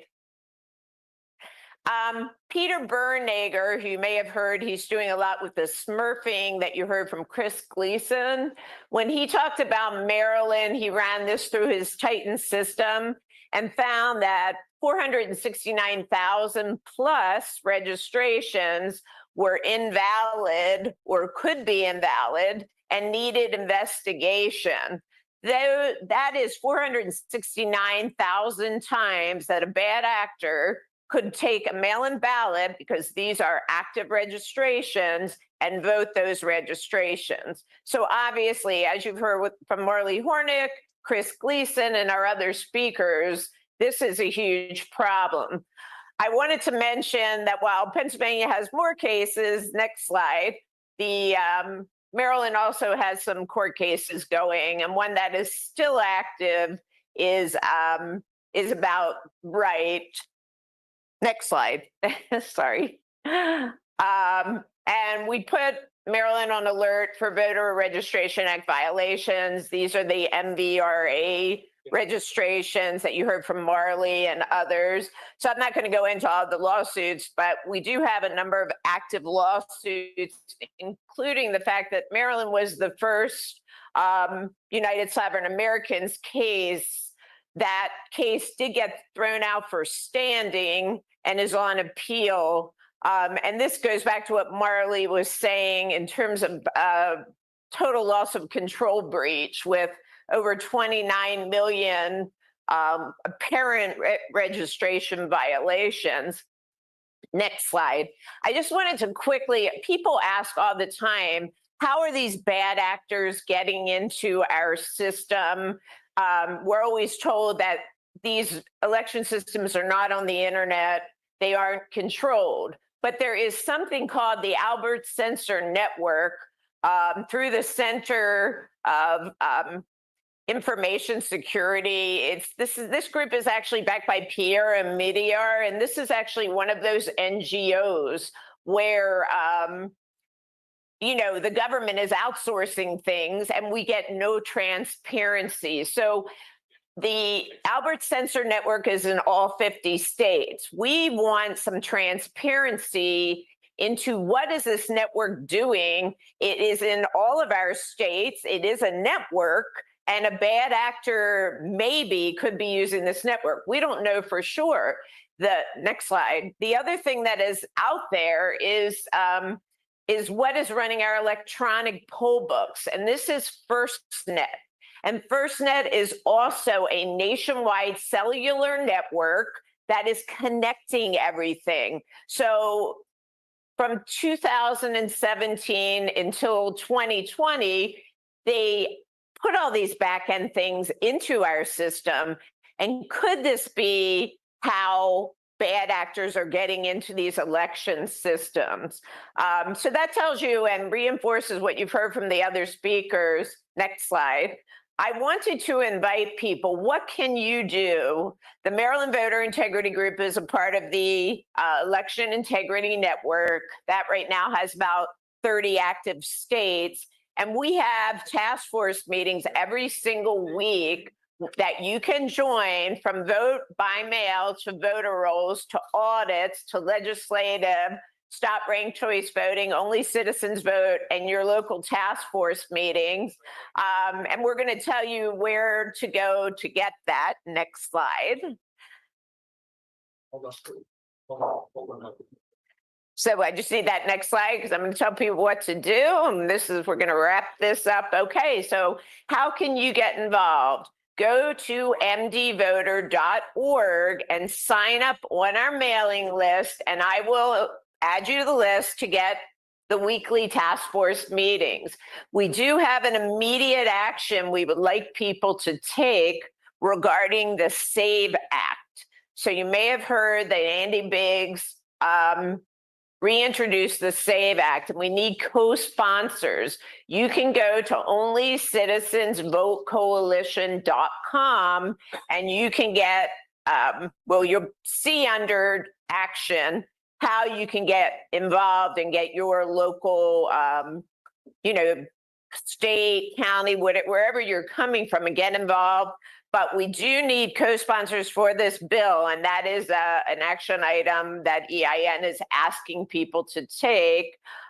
Finally, we have a large 3,300 person Facebook group, about 1,000 people on Telegram, and 11,000 on X. Go to mdvoter.org to connect with us on any of those subjects. The last thing I wanted to mention is on mdvoter.org, you will see a Rumble page.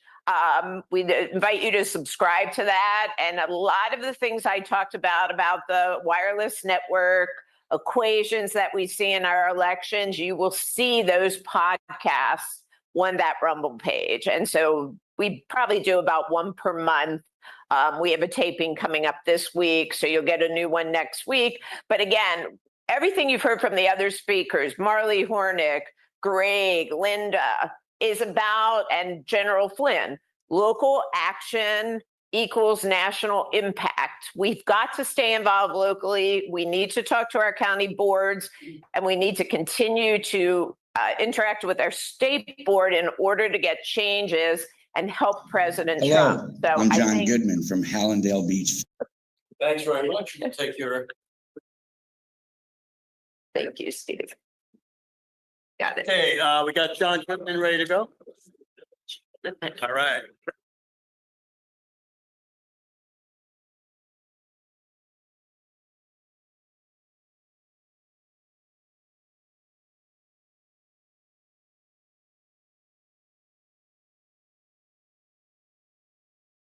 To let Debbie Farris take over for me so I can go eat my lunch.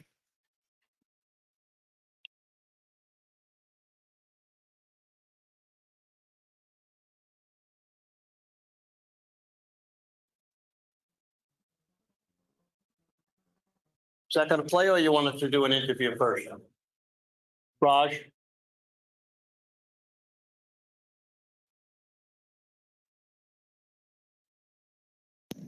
Hello, I'm John Goodman from Hallandale Beach, Florida, and a proud member of the Florida Election Integrity Team. I'm very honored to be able to address the American patriots here at the second annual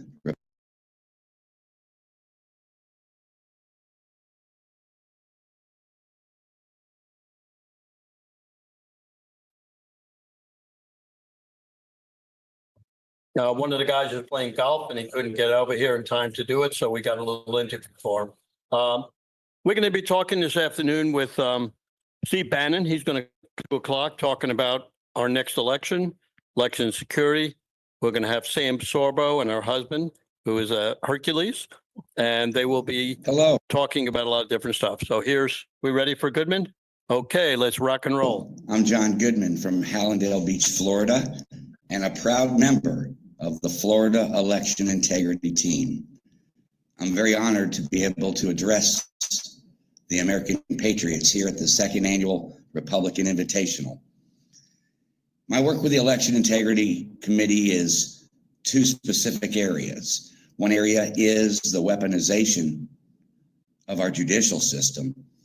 It's now turning more and more to guilty or innocent verdicts based on your last name versus the actual evidence that's presented in court. That's a scary thought. Reminds me of Venezuela. And I'm working very hard to change that mindset. But today I want to talk to you about the other area that I focus on with my work with the integrity team, and that is mail-in ballots. You remember mail-in ballots. It was marketed by both Republicans and Democrats in 2020 as a one-time deal because of the pandemic. But it hasn't turned into a one-time deal, has it? Mail-in ballots are floating around the country at never seen before numbers. And mail-in ballots, how did they become part of our voting system, in the fabric of our voting system, with no legislation, with no constitutional amendment? Mail-in ballots just sort of seeped into 200-year voting system. And my concern is I hear a lot of Republicans saying, well, we're going to try to secure mail-in ballots, make them more secure. Why are we going to accept that? Why are mail-in ballots even on the table? Remember, it was a one-time deal. Before that, it was called absentee vote. Remember? If you were in hospice, if you were elderly, if you were overseas military, overseas civilian worker, hospitalized, there was 25 different criteria that made you eligible to receive a ballot in the mail, and then you mailed it back, and they verified the signature and went from there. But now, absentee vote, it's a dinosaur. It's gone, right? No such thing, because now you can be 25 years old and a picture of health, and you can get a mail-in ballot. And I'm not saying everyone that does a mail-in ballot is a cheater. But since 2020, when the voter rolls were cleaned up, we now know that there were over 4 million fraudulent mail-in ballots in 2020. Some, no verification of signatures. Other, phony signatures. Others, the postmark had been tampered with. And there were hundreds of thousands that looked like the envelope had been opened and then resealed a second time with tape. And those were all counted as votes, but they were. And in this last election, there was also mail-in ballot fraud. Maricopa County, Arizona, Orange County, California. But you know why it didn't become such a big deal this time? Because it was like what President Trump said, too big to rig. There was a rig. It just wasn't big enough to overcome the sizable lead that President Trump won by. But what happens in 2028 if the Democrats actually have a solid candidate, a candidate with credibility that can give the Republican nominee a run for his or her money? Then mail-in ballots are going to come back, and they're going to bite us just like they did in 2020. And I don't understand, with no legislation passed, how the Republican media doesn't say to a senator or a congressman or a congresswoman or a mayor, how has this become part of our voting system? with absolutely no legislation. I realize mail-in ballots are very convenient. But you know what? Between midterms and presidential elections, can't we give up convenience once every 2 years to know that our elections are fair and free and not fixed and rigged? And when President Trump said 2020 was rigged, he wasn't whistling Dixie. 4 million fraudulent mail-in ballot votes. He had it right. So now's the time we need to take care of mail-in ballots. We need to be putting pressure on our legislatures to say, hey, what's going on here? And I know some states have said, well, we just passed it in the state house. That's not good enough because your little circle in the state house does not supersede federal voting laws or the Constitution. My work with the Election Integrity Committee is mostly grassroots voters, your nurse, your construction worker, your front desk agent. That's who I'm talking to, because I think in the long run, I think this mail-in ballot is going to be challenged. And I think the Supreme Court is going to end up doing what they did exactly with abortion. And that's to make it a state-by-state vote. And so the grassroots people that I deal with, those are the ones that are going to decide major issues as the country moves forward. So I urge the Republicans, don't wave the white flag and say we're going to find a Band-Aid for mail-in ballots. There's no law for mail-in ballots. And it was a one-time deal because of COVID. And there's 200 years of history of voting system. How are we going to change that just without anybody taking a vote on anything? It's just unbelievable. And the fact that no one speaks up about it is unbelievable. And I've been talking a lot about the media, but really our elected Republican officials, our Republican legislatures should be questioning it. Our senators, our Republican governors, we should all be questioning mail-in ballots. The Democrats love mail-in ballots because that's their magic bullet to pulling off close elections with fraudulent mail-in ballot votes.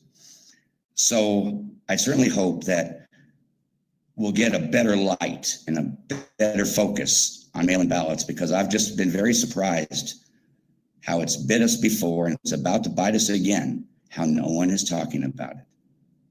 We've got to get through that mindset about the convenience, and let's get back to safe, secure, and elections that follow the Constitution.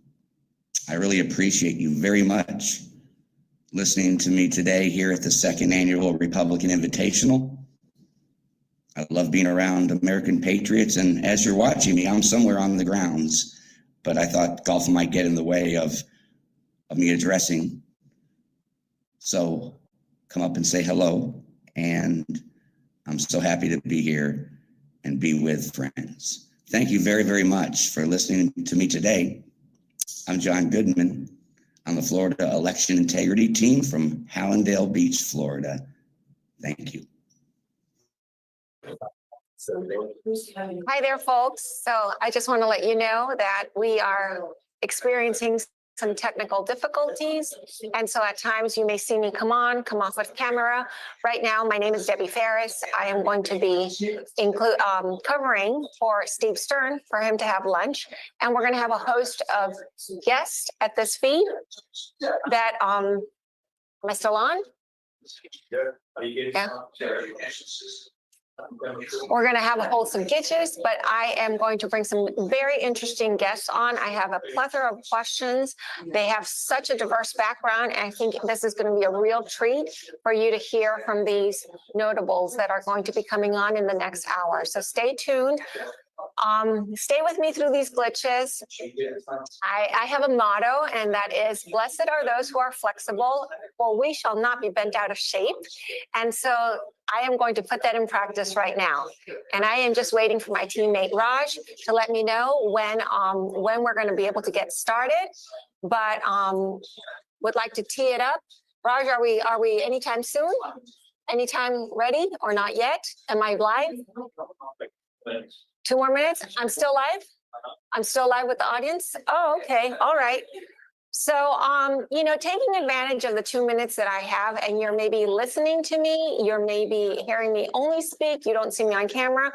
I want to encourage everybody that's on this feed to, again, you're going to hear it multiple times. Local action makes national impact. And folks, we are all exuberant about the fact that President Trump and JD Vance and cabinet are now our elected representatives, but we cannot rest on those laurels. 2026 is coming before you can possibly imagine.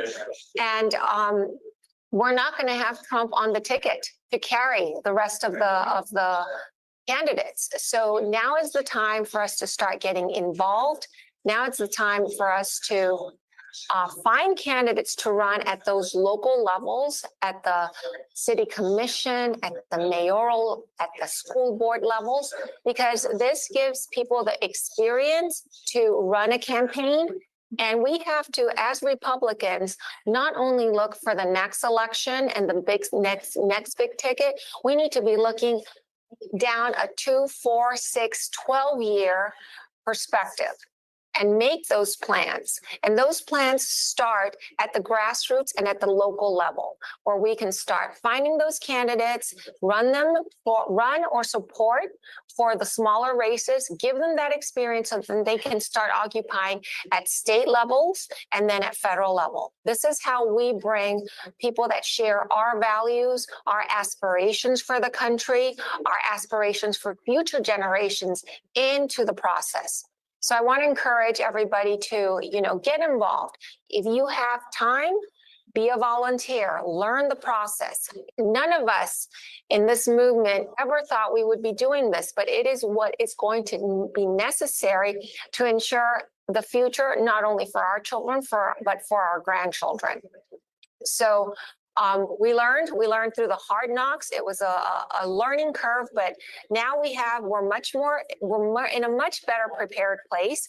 As you've seen with this feed, you've had people that have become experts in election integrity. You have people that have run for political office.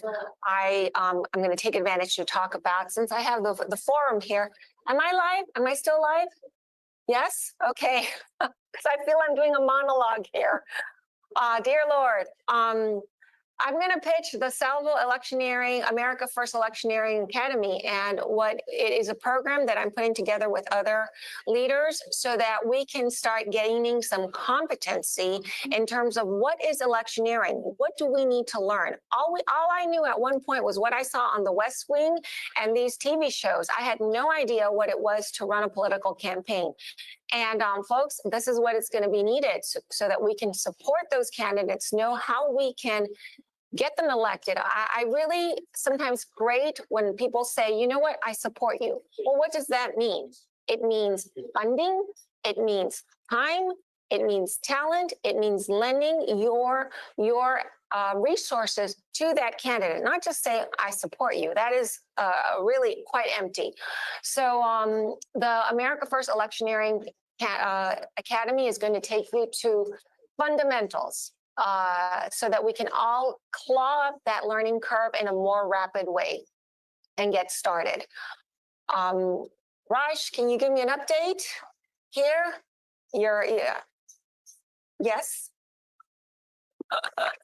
Okay. Am I doing good here? You're doing great. Let's talk. The other thing, I am about to bring on a guest, and I have so many questions after. If you watched on Friday night that live feed at the White House between President Trump, President Zelensky, I hesitate on calling him president, but let's just at least be respectful of the office, and Vice President JD Vance. And it was truly, as a mom, looking at dad, older brother, and spoiled child, that's my opinion, on this exchange. And to the people of Ukraine, I just wonder what you think about your leader and what's the future for your country, because as we saw, we saw someone come and demand that America continue supporting this effort, this initiative that should have actually, in my humble opinion, never started to begin with. And now at our expense, at the expense of American citizens and American people, we are funding, or we were funding, a war that that leaves many questions. So I have, as it seems to me, this support for the Ukraine initiative is going to move towards Europe. And I just wonder what that perspective is going to be. So I'm going to bring on a guest in a few minutes, as soon as we get through these technical glitches, that can answer those questions. But I wanted to prep you guys as to the questions that, the direction that this first interview is going to take. So am I still, can people see me, Raj? Or? They can't see you. They can't see me? Okay. Oh my goodness, this has been quite the experience here.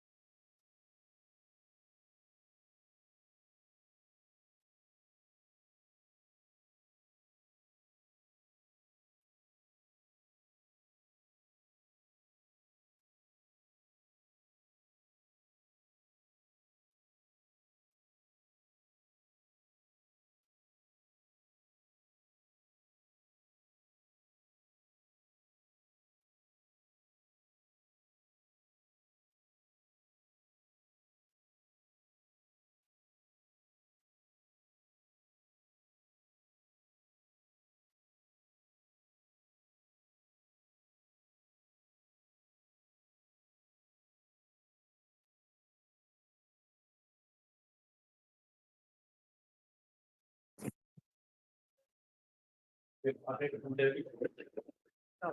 folks, so I am getting ready to introduce Sam Sorbo. Sam is a prolific creative force here, and so I'm just going to leave you with Sam. Sam, welcome to the show. That's it? I That's all think so. I guess we're on. Okay, and I'm looking into this camera, Yes. obviously. And well, hello, and thank you for that fabulous introduction. I'm a creative. Of course, I love right? that. So I am an education freedom fighter at this point. I used to be an advocate, and now we've actually begun the fight for the education of our children. And I talk about it in ways that you might not have heard before. So please forgive me if I say things that might be things that you haven't heard before. For instance, our culture hates children. We live in a culture today that absolutely abhors children. We abort them and we celebrate it. We send them to gender affirming clinics and call that healthcare. We rob them of their childhoods. We send them to school all day and then think nothing of giving them homework in the evenings and taking them to tutoring facilities when the schools fail, which they inevitably do because unfortunately it's baked into the system. And so to that end, I've become a home education advocate. It's also part of my faith. The Bible never says, find a good school for your child. God is very clear in the Bible that we, the parents, are to teach our children. And what I've discovered in over 10 years of home educating my children is that that's truer than true. And it's a strange thing to say, truer than true, but there's a foundational truth to this that we don't understand on the surface. And the reason that we don't understand it on the surface is because we all went to school. And so we learned in school what education was according to the schoolmasters who have now enslaved us into sending our children back to them for the indoctrination that we are all seeing taking place. And so we labor under this misapprehension, frankly, that somehow we can save the schools, but unfortunately it's baked into the system. And the schools are intended to to make every child the same. And so if your child is slightly divergent, and I mean, maybe dyslexic, maybe on the spectrum, but maybe artistic, maybe like a super artistic child, which I have, will not fit in their system. And that child will be taught, sadly, your gifts are not valuable. How can you make a living as an artist? Don't be ridiculous. Find something concrete that will earn you money. Because what is the number one goal of our schools? College prep and career readiness. And what is college prep and career readiness? Let's think about that. Well, college prep is convincing every parent to spend a lot of money sending their child to college, right? So that's kind of a Ponzi scheme. I'm sorry. But then career readiness. You send your child to college for a career, right? What's a career? Well, it's better than a job. How is it better than a job? Only one way. There's only one way a career is better than a job. And that's because you're after the almighty dollar. And so the value system that is in our schools is not God's value system. It's the value system of the schools, which is money. Money, money, money, money, money, money, money, money. I can't say it enough. It's all about the money. And that's why parents, even parents who home educate their children, are overly concerned about, but what if my child can't get into college? I had a friend actually call me last week, and she said, so I've decided I'm going to homeschool my daughter. And I called the person at the school to tell her that. And she said, well, then your daughter can't get a diploma and she won't be able to get into college. And I said, well, that's nonsense. First of all, you as the parent become the issuing person of the diploma. You download a diploma online, you fill in your child's name, you sign it as the principal of your school. And this differs from state to state, so don't take my recommendation as a blanket recommendation. And I know we get calls from all over the world, or viewers from all over the world, so it's not entirely that. You have to check with your state, and I advocate that you go to HSLDA, which is Homeschool Legal Defense Association, which will give you all the information about your state in a very positive way towards your home education journey. But I said, basically, she's in Florida. You deliver the diploma for your daughter when she graduates according to your standards. And let's face it, the standards in the school, I mean, come on. Are we really thinking that somehow they have standards when they change their testing to suit the lower attention span, the lower intelligence of their students? They revise the tests. You give those students the tests from 100 years ago, you will see across the board failure for, say, 8th grade. And there is floating out there's an 8th grade test from 100 years ago, 100 plus years ago. So according to your standards, you graduate your child, you give them a diploma, and then can they get into college? Do you know that you don't actually need a diploma to get into college? Yeah. So there are a number of rules that we sort of labor under because they're kind of baked into the system and you sort of imbibe them that aren't actually true. And so I think that my time is nearing, and I don't want to overuse my time in this wonderful outlet that's been offered to me. I will recommend for you my book, Parents Guide to Homeschool. This will walk you through what education really ought to be and how the schools are missing it and how you can actually recapture it for you and your family and your children in the most, it's an amazing journey. When you enter into the home education realm, you are passing from black and white staticky images into Technicolor. That's what it is. And I wish it so fervently with my heart. I wish it for every family out there because nothing beats home education. A public school can't beat it. A private school can't beat it. Nothing beats home education. So I will say that. And then I will just tell you about 2 projects that my husband and I have coming up because my husband, probably should have said, is Kevin Sorbo, the film actor and director and producer and all of that. And by the way, amazing pundit on Twitter. If you don't follow him on Twitter, I don't know what rock you're living under. So if you go to our website, just go to the events page. We have 2 things that I want to tell you about. This is a trip to Greece, walking in the footsteps of Paul. That's coming up. It's closing out very quickly, but I was told this morning we have a couple of spots left. So act now.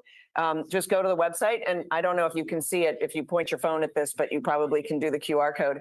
And the other thing that we have coming up is right before that, actually, we're going to Norway with the Media Research Center. which is Brent Bozell. And that's going to be an amazing event. So I'll just show you this. You can find all of that, sorbostudios.com. Do sign up for our newsletters, please. That's the way that we stay in touch with people because let's face it, Facebook is no friend to Kevin Sorbo. They took him down and buried the body, disposed of the evidence a couple of years ago, disenfranchised millions of people. Thank you very much. Because they're all about communicating. And do you know that he had somebody, he went back and he started a new page. And he had somebody who shared it and they were flagged by Facebook and they were told on Facebook, you may not share this information, which is literally like Facebook has one mandate, the sharing of information. And they were like, nope, you can't share this information. So there you go. That's where we are today, folks. But please check out sorbostudios.com. You'll find my books there. You'll find more books there, all my stuff on home education and all the films. All right. Well, folks, Sam, thank you so much for stopping by on this impromptu, and I'll catch you outside. Okay. Thank you so much. Thank you so much. Well, folks, as we wrap up our election integrity segment of this presentation, I am so excited to bring on the next guest. His name is John Lombardi. John has a storied past, and he's a good friend of President Trump. He lived at Trump Towers. He's an author, and he is going to give us some perspectives about what is happening in Europe.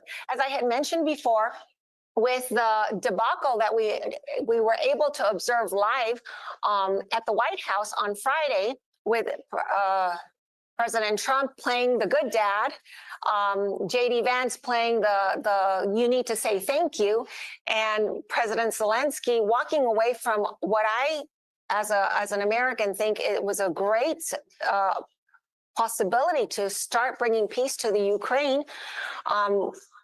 John, welcome to our podcast. Thank you so much for hanging in there. My pleasure.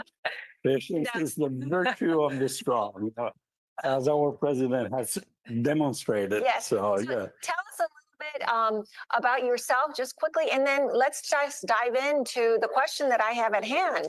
What in the world is going on in Europe? Well, in Europe, it's total chaos, because just like here, you have a lot of leaders of so-called democratic countries like England and France that they pretend to be Democrats, but they're more like the Democrats over here. It's really extreme left. And the conservative, they're mildly conservative. They are, labeled as extreme right, which is not really correct. But that's beyond the point. The most important point is just hours ago, I'm on what used to be Twitter, now X, and all of your listeners can go and look either Elon Musk or General Michael Flynn. And General Flynn, who I know personally for a long time. Podcast about an hour ago. Oh, really? Yes. Okay. Yes. I said hi. I know him for a long time. Yes. And Michael Flynn says, General Flynn calls Ukraine funding one giant money laundering operation. And that is true because even Zelensky himself said in front of the cameras, well, the United States said that they sent us 170 billion, yes, but we only received 70. So there's 100 billion missing. What most people don't know is that Mrs. Zelensky was skiing in the Alps, just not so long ago, but he has a house in France. He has a house in Italy. He has, I don't know how many bank accounts in Cyprus. So we're going to investigate. And Elon Musk answered to that tweet of General Flynn. We will investigate where those millions were gone. The Pentagon, exit, just today said the same thing. There are billions and billions of dollars that the Pentagon sent to the Ukraine, supposedly for arms. Where are they? Disappeared. They're gone. And a lot of people know that they have been sold in the black market. In fact, the president of Mexico few weeks ago complained that some of the Weapons. cartels were found, having very latest weapons from the United States with the numbers. So thank God they have the numbers, and so they can see where do those weapons came from. So eventually we're going to dig into that, and it's going to be fun. But I think that some of those billions that also the European Union is sending to Ukraine is probably going back to finance some of these politicians, and eventually we'll find out that too. Now, the question that I have for you, because clearly you have you have a pulse on what's going on the subject matter. The normal European, because now my understanding is if the U.S. is going to cease funding this operation, Europe has gladly signed up. You saw the English Prime Minister, President Macron. So they're going to step in terms of the funding. And what does this do to a system that is already on the it doesn't seem like Europe has a lot of Okay. No. I don't know how to say this. I was trying to, but the entitlement situation there is even greater than the United States. I mean, these are socialist, quasi-socialist countries. Some so of them, yes, the absolutely. citizens are relying on these entitlements. And I can tell you that most people in Europe, they hate what's going on. They want the peace. They want this, killing to stop, just like President Trump.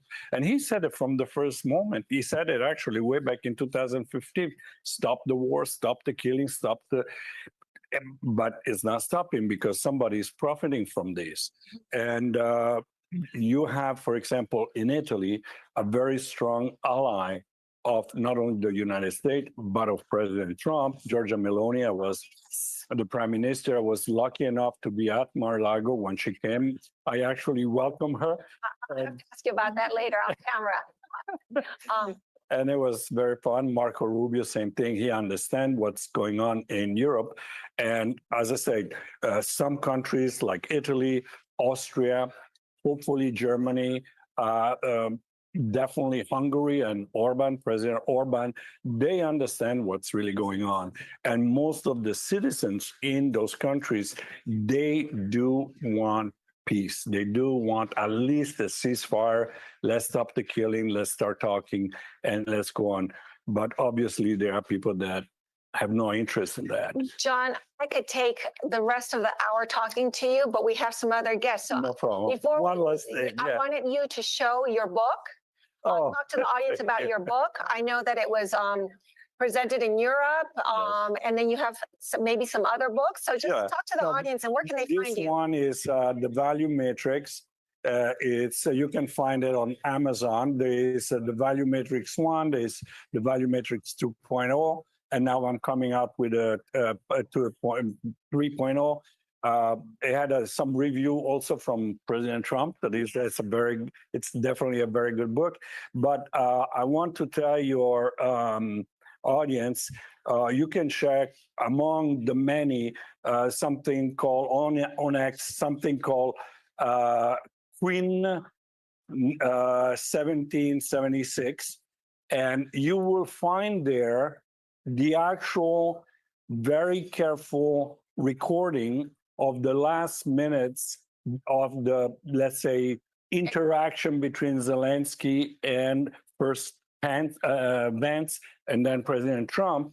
And the microphone picked up what Zelensky said whisper, but you can actually hear. Oh, that's going to be And he said, Saka, which in Russian and in Ukrainian means VITH, etc. Oh, so wow. They actually picked it up. And the translator that was right behind Trump, he actually told Trump. And that's when at one point you see Trump saying, okay, that's it, we're done. He is actually calling Vance to his face with the microphone of the whole world listening in. Nobody's covering, but thank God for X and thank God for Elon Musk. God bless you. Free speech. John, thank you so much. Thank you I very will look much. For you later on. Thank you very Ann. much. Yeah, okay. This was very enjoyable. Bye. Thank you. So folks, while we're waiting for our next guest coming on, I want to introduce you to her. She's about to get on her mic. I hope you can see.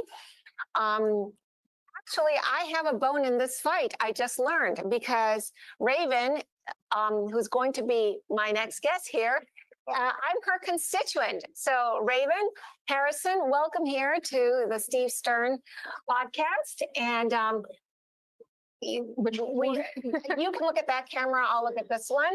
Hi, welcome. Thank you. It's good to be here. And yes, exciting. So tell us, Raven, the last time I saw you was at the Broward Republican celebration. Correct. But I just learned that you are running tell us about For this. United States Congress in District 23. Yes, we were praying about it when the gala came up and God revealed the answer. So we are jumping into the front lines for our country. So yes, my home district of District 23. And we've got work to do, Patriots, but it is a winnable. We are in President Trump's backyard and we're going to bring it home for him. So tell me, what do you think are the challenges? Well, first of all, who would you be running against? I will be running against the incumbent Democrat, Jared Moskovich, who positions himself as a centrist, but has an absolutely atrocious voting record and hasn't been very strong in a stance for Israel. So we're going to be fixing that. We have to stand with our allies. We have to project the same strength, and we have to make President Trump's sacrifice worth it. So tell me, this is not your first run? No. No? No, we had to stick our feet in the swamp just to see what the water was like. It's awful, but we are back in it now. And so we are really excited. We announced a little while ago, but now we're in the raising money and awareness and getting people excited. They're going to have true representation in Congress. They're going to know what I'm doing. They're going to know where I am, and they're going to know what we're going to get it done. So, Raven, what would you tell someone in the audience who is considering stepping up? I know as a former campaign manager that this is not an easy decision. No. And so I would like you to talk to the audience as to what do you feel are the negatives of running a political campaign and what to expect? And then why, despite knowing those negatives, you're willing to step into the fray? Well, I would tell anyone who is thinking about doing it, if it's easy, anybody could do it, but God didn't say all things were easy. He said all things were possible if we believed in him, and that's where we're going with it. I am the only child of 2 retired Air Force lieutenant colonels. I am the wife of a retired C-17 pilot, and I am of Native American descent. There's some part of me that's always boring, but I tell people the system is not designed to make it good for transparency, but it changes when we decide. When we decide that, you know what, the same politicians who made this problem are not going to be the ones who fix it. That's why they're so angry at Trump. This was decades of corruptions, and he was able to come in and show us how badly we were being treated. And that's all it's going to take. So it takes money and it takes commitment. So I'm asking people, again, I'm not trying to tell you recruit people to I'm asking you to vote for me if you believe that we, the people, were supposed to be the governing seat of power. That's the way the founding fathers envisioned it. This was not supposed to be a failed career plan for awful human beings, but these people have been there since before the internet. They've stolen trillions of our dollars, and we just need to clean it out. We don't even need to drain the swamp. We need to then get a sunlight and put direct sunlight and disinfect it. So that's what we're going to do. And I tell people, let's get excited about it, because my dad always says, people with nothing to hide, hide nothing. Ask me anything. But I have no skeletons in the closet. It doesn't stop them from making it up and smearing you. But the truth is, this is our time. And I am warrior raised, military raised, and I'm a mother, I'm an author, I'm a speaker, and I'm doing this as a service. You know, this was supposed to be a civil service, not a career. So I'm term limiting myself, but we are going to get our government back on track. America is worth fighting for. Well, thank you for those insights, Raven. I really appreciate it. Where can people, do you have a campaign site? We do. And anybody, please reach out. We want to hear from you. Be part of our campaign. So we have these digital flyers, but it's RavenHarrisonForCongress.com. You can find there Raven Harrison points to Raven Harrison for Congress. And the book that I wrote in the previous campaign, Raven's Mantle, talks about communism, the education and indoctrination of our kids, and more importantly, what we're going to do about it. We have a blueprint. So that's where people can find me. And I look forward to hearing from you. And you, my constituent.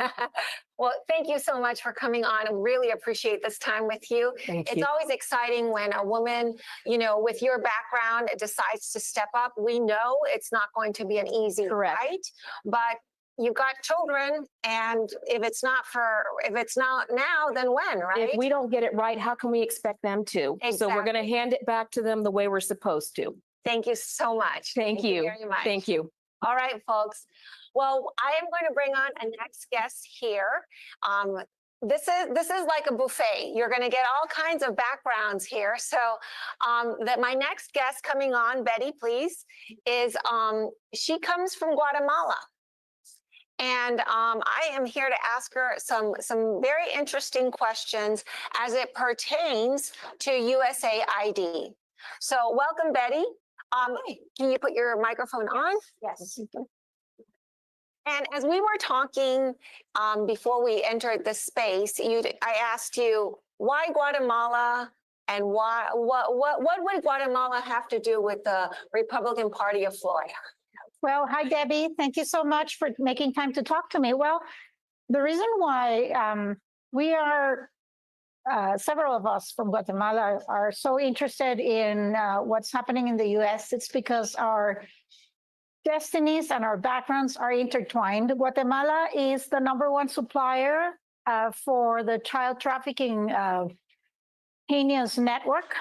And Guatemala, which had already stopped being a drug-producing country, is now a scenario for drugs again, and heavily transshipment area. So fentanyl, cocaine, everything you can think of that is illegal goes through my country. And on its way to the United States. On its way to the United States. Mm-hmm. And we have a precedent that was imposed by USAID. I would like very much to see DOGE turning its spotlight into the State Department. There's a lot of money that has been used the wrong way. And I would not be surprised if a lot of money laundering emerges from taxpayers' dollars used by USAID, not only in Guatemala, but everywhere. And what we've already seen that has been uncovered even within the US borders. Mm-hmm. But in Guatemala, unfortunately, we have a precedent that was imposed by Samantha Powers and Todd Robinson via USAID. And the Samantha Powers, just for the audience, who are they? Samantha Powers used to be the head of USAID. And Todd Robinson, who was first ambassador to Guatemala, first deputy chief of mission of the embassy, then ambassador to Guatemala, without having the ambassador degree, by the way. And then he became head of no other than INL. So what's INL? INL, the narcotics division for the State Department. So he was overseeing the entire world. From what I hear, there's investigations that could lead to his network being beyond the American continent, meaning beyond the Western Hemisphere, mm-hmm. reaching Africa and Asia. Mm-hmm. And we're talking about the 3 pillars of illegal trafficking, which is children, organs, and illicit drugs. They're all together. It's the same people moving them. So Secretary Rubio came to Guatemala recently. It was astonishing that he, on the first days of being in office, decided to come to Central America, starting with Panama. Well, Panama was evident because of the canal. It made perfect sense. Then he went to Costa Rica, which has traditionally been an okay ally of the U.S. Then he went to El Salvador. I can understand that. Bukele Yes, has been fighting crime in his country. Successfully, I So, might yeah, add. successfully, yes. And also in those countries, the Chinese tentacles were coming in very strongly. So then he came to Guatemala. And it's I don't know if I should use the word sad, pathetic, or shocking that President Bernardo Arevalo said yes to everything that Secretary Rubio asked for. And as soon as Secretary Rubio left, turns out we're finding out that Arevalo sold land to the Chinese government in Guatemala next to the main port in the Pacific, that he's allowing the Chinese to bring in fentanyl components through our ports that are severely corrupt. And it's, to me, that is an insult. It's adding insult to injury, because the Trump bans agenda will be hurt if Guatemala is not playing correctly. But then again, there's 4 articles of impeachment pending against this criminal president and vice president, we call them the Biden and Kamala of Guatemala, because she's a self-proclaimed hardcore communist. And he's like Biden. So Betty, for the audience here that's listening to this, I'm sure there's a sense of frustration because we as Americans, see what has been done with USAID in the name of the United States, actually, and seeing how this plays on a global scheme. What can be done? If you had if someone in the audience is listening and says, what would your ask be? Well, in Guatemala, you see, we're a country that wants trade, not aid. And all we would need, frankly, all it would take is for the embassy of the United States in Guatemala to turn MAGA, stop being a deep state embassy. And as soon as we get a MAGA ambassador that tells all Guatemalans to abide by the law, nobody's above the law, the Constitution is the supreme law of the land, and even the president has to abide by it, then maybe our judiciary would have the courage to process the 4 articles of impeachment, send it to Congress, and then our Congress would have the courage to do what it has to do. So we could give Guatemala an interim government and then have elections, free elections, of course, without the electoral law that we inherited from Powers and Robinson and USAID. So when you say we inherited, were they actively promoting it, actively demanding it be approved, actively imposing it? And all the people that were in office, including our former Attorney General Tel Maldana, they're all hiding in Washington,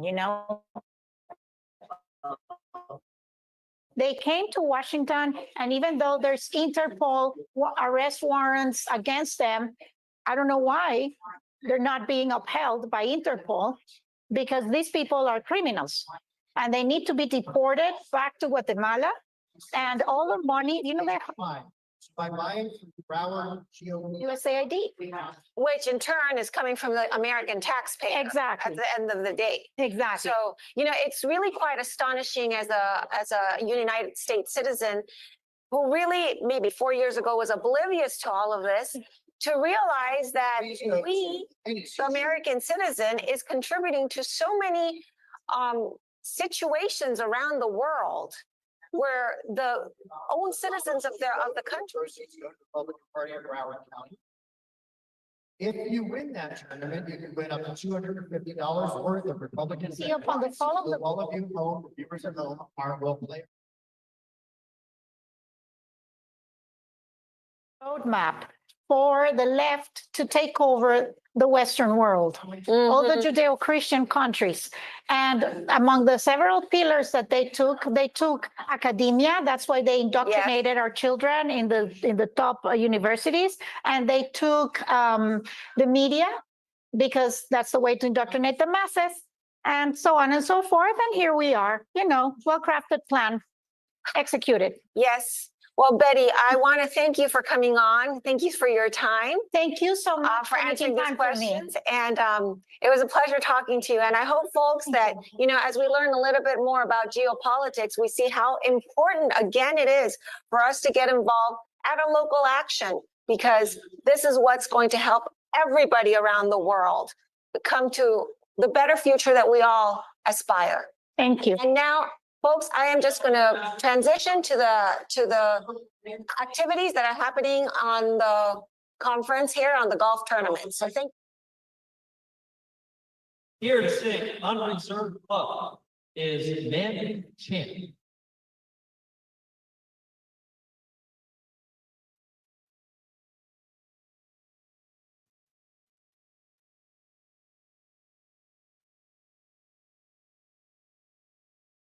Thank you, Richard. Good afternoon, beautiful people. Thank you for having me. Isn't it great we can be America great again? Yay, we're united again.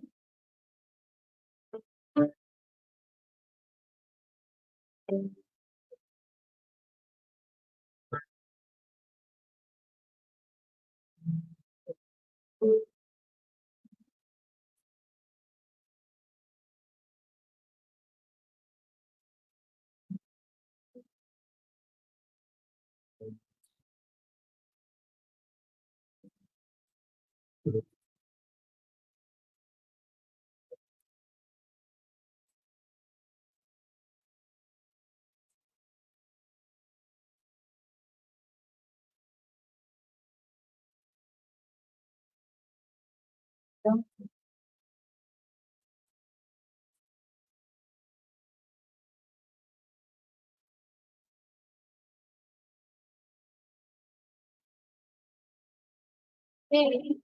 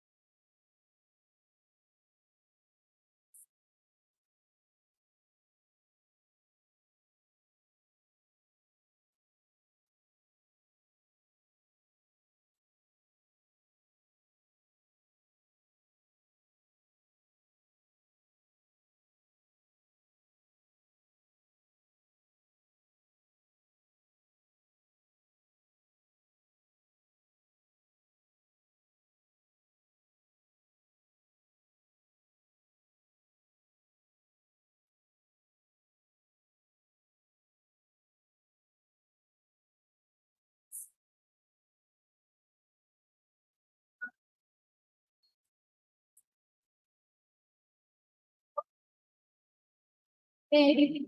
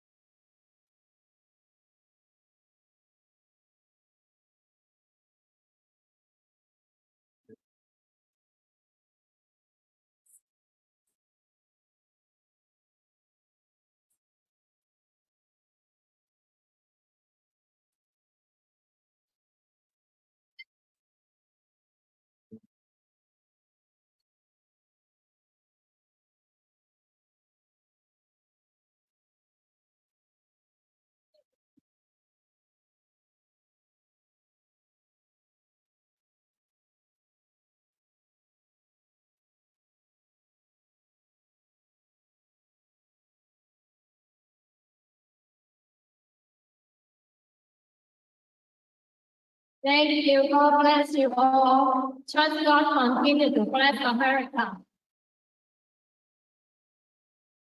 Thank you, Ms. Chan.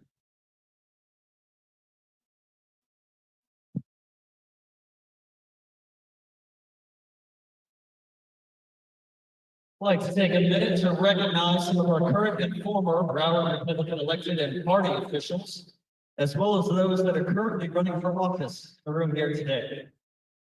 I see Rod Joseph, an event hall sponsor, and he's a candidate in Congressional District 20, which spans Broward and Palm Beach.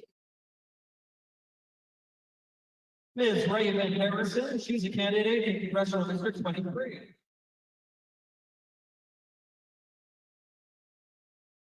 Nicole Pazos, running for commissioner in Sunrise. There's Nicole.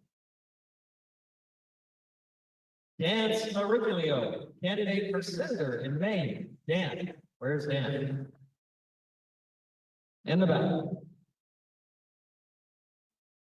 Mary Lopez Palma, State House District 102. Running for State House District 102. There she is. I see Carl Cascio, the Palm Beach Republican Executive Committee Chairman, with us here today. Miguel Castillo, a commissioner of the Central Broward Water Control District, right over there. Chris Vincent, former mayor of Lauderdale by the Sea, my mayor, and current candidate for Florida State Representative in District 100. Chris Vincent, way in the back there. Anne Marie Kines, you might have seen her at the front desk. She is the Broward Republican Party Secretary. There's Anne Marie. She's working still, probably. Oh, there she is, back there. Olga Santa Maria, the former Broward Republican Party Secretary, right up there.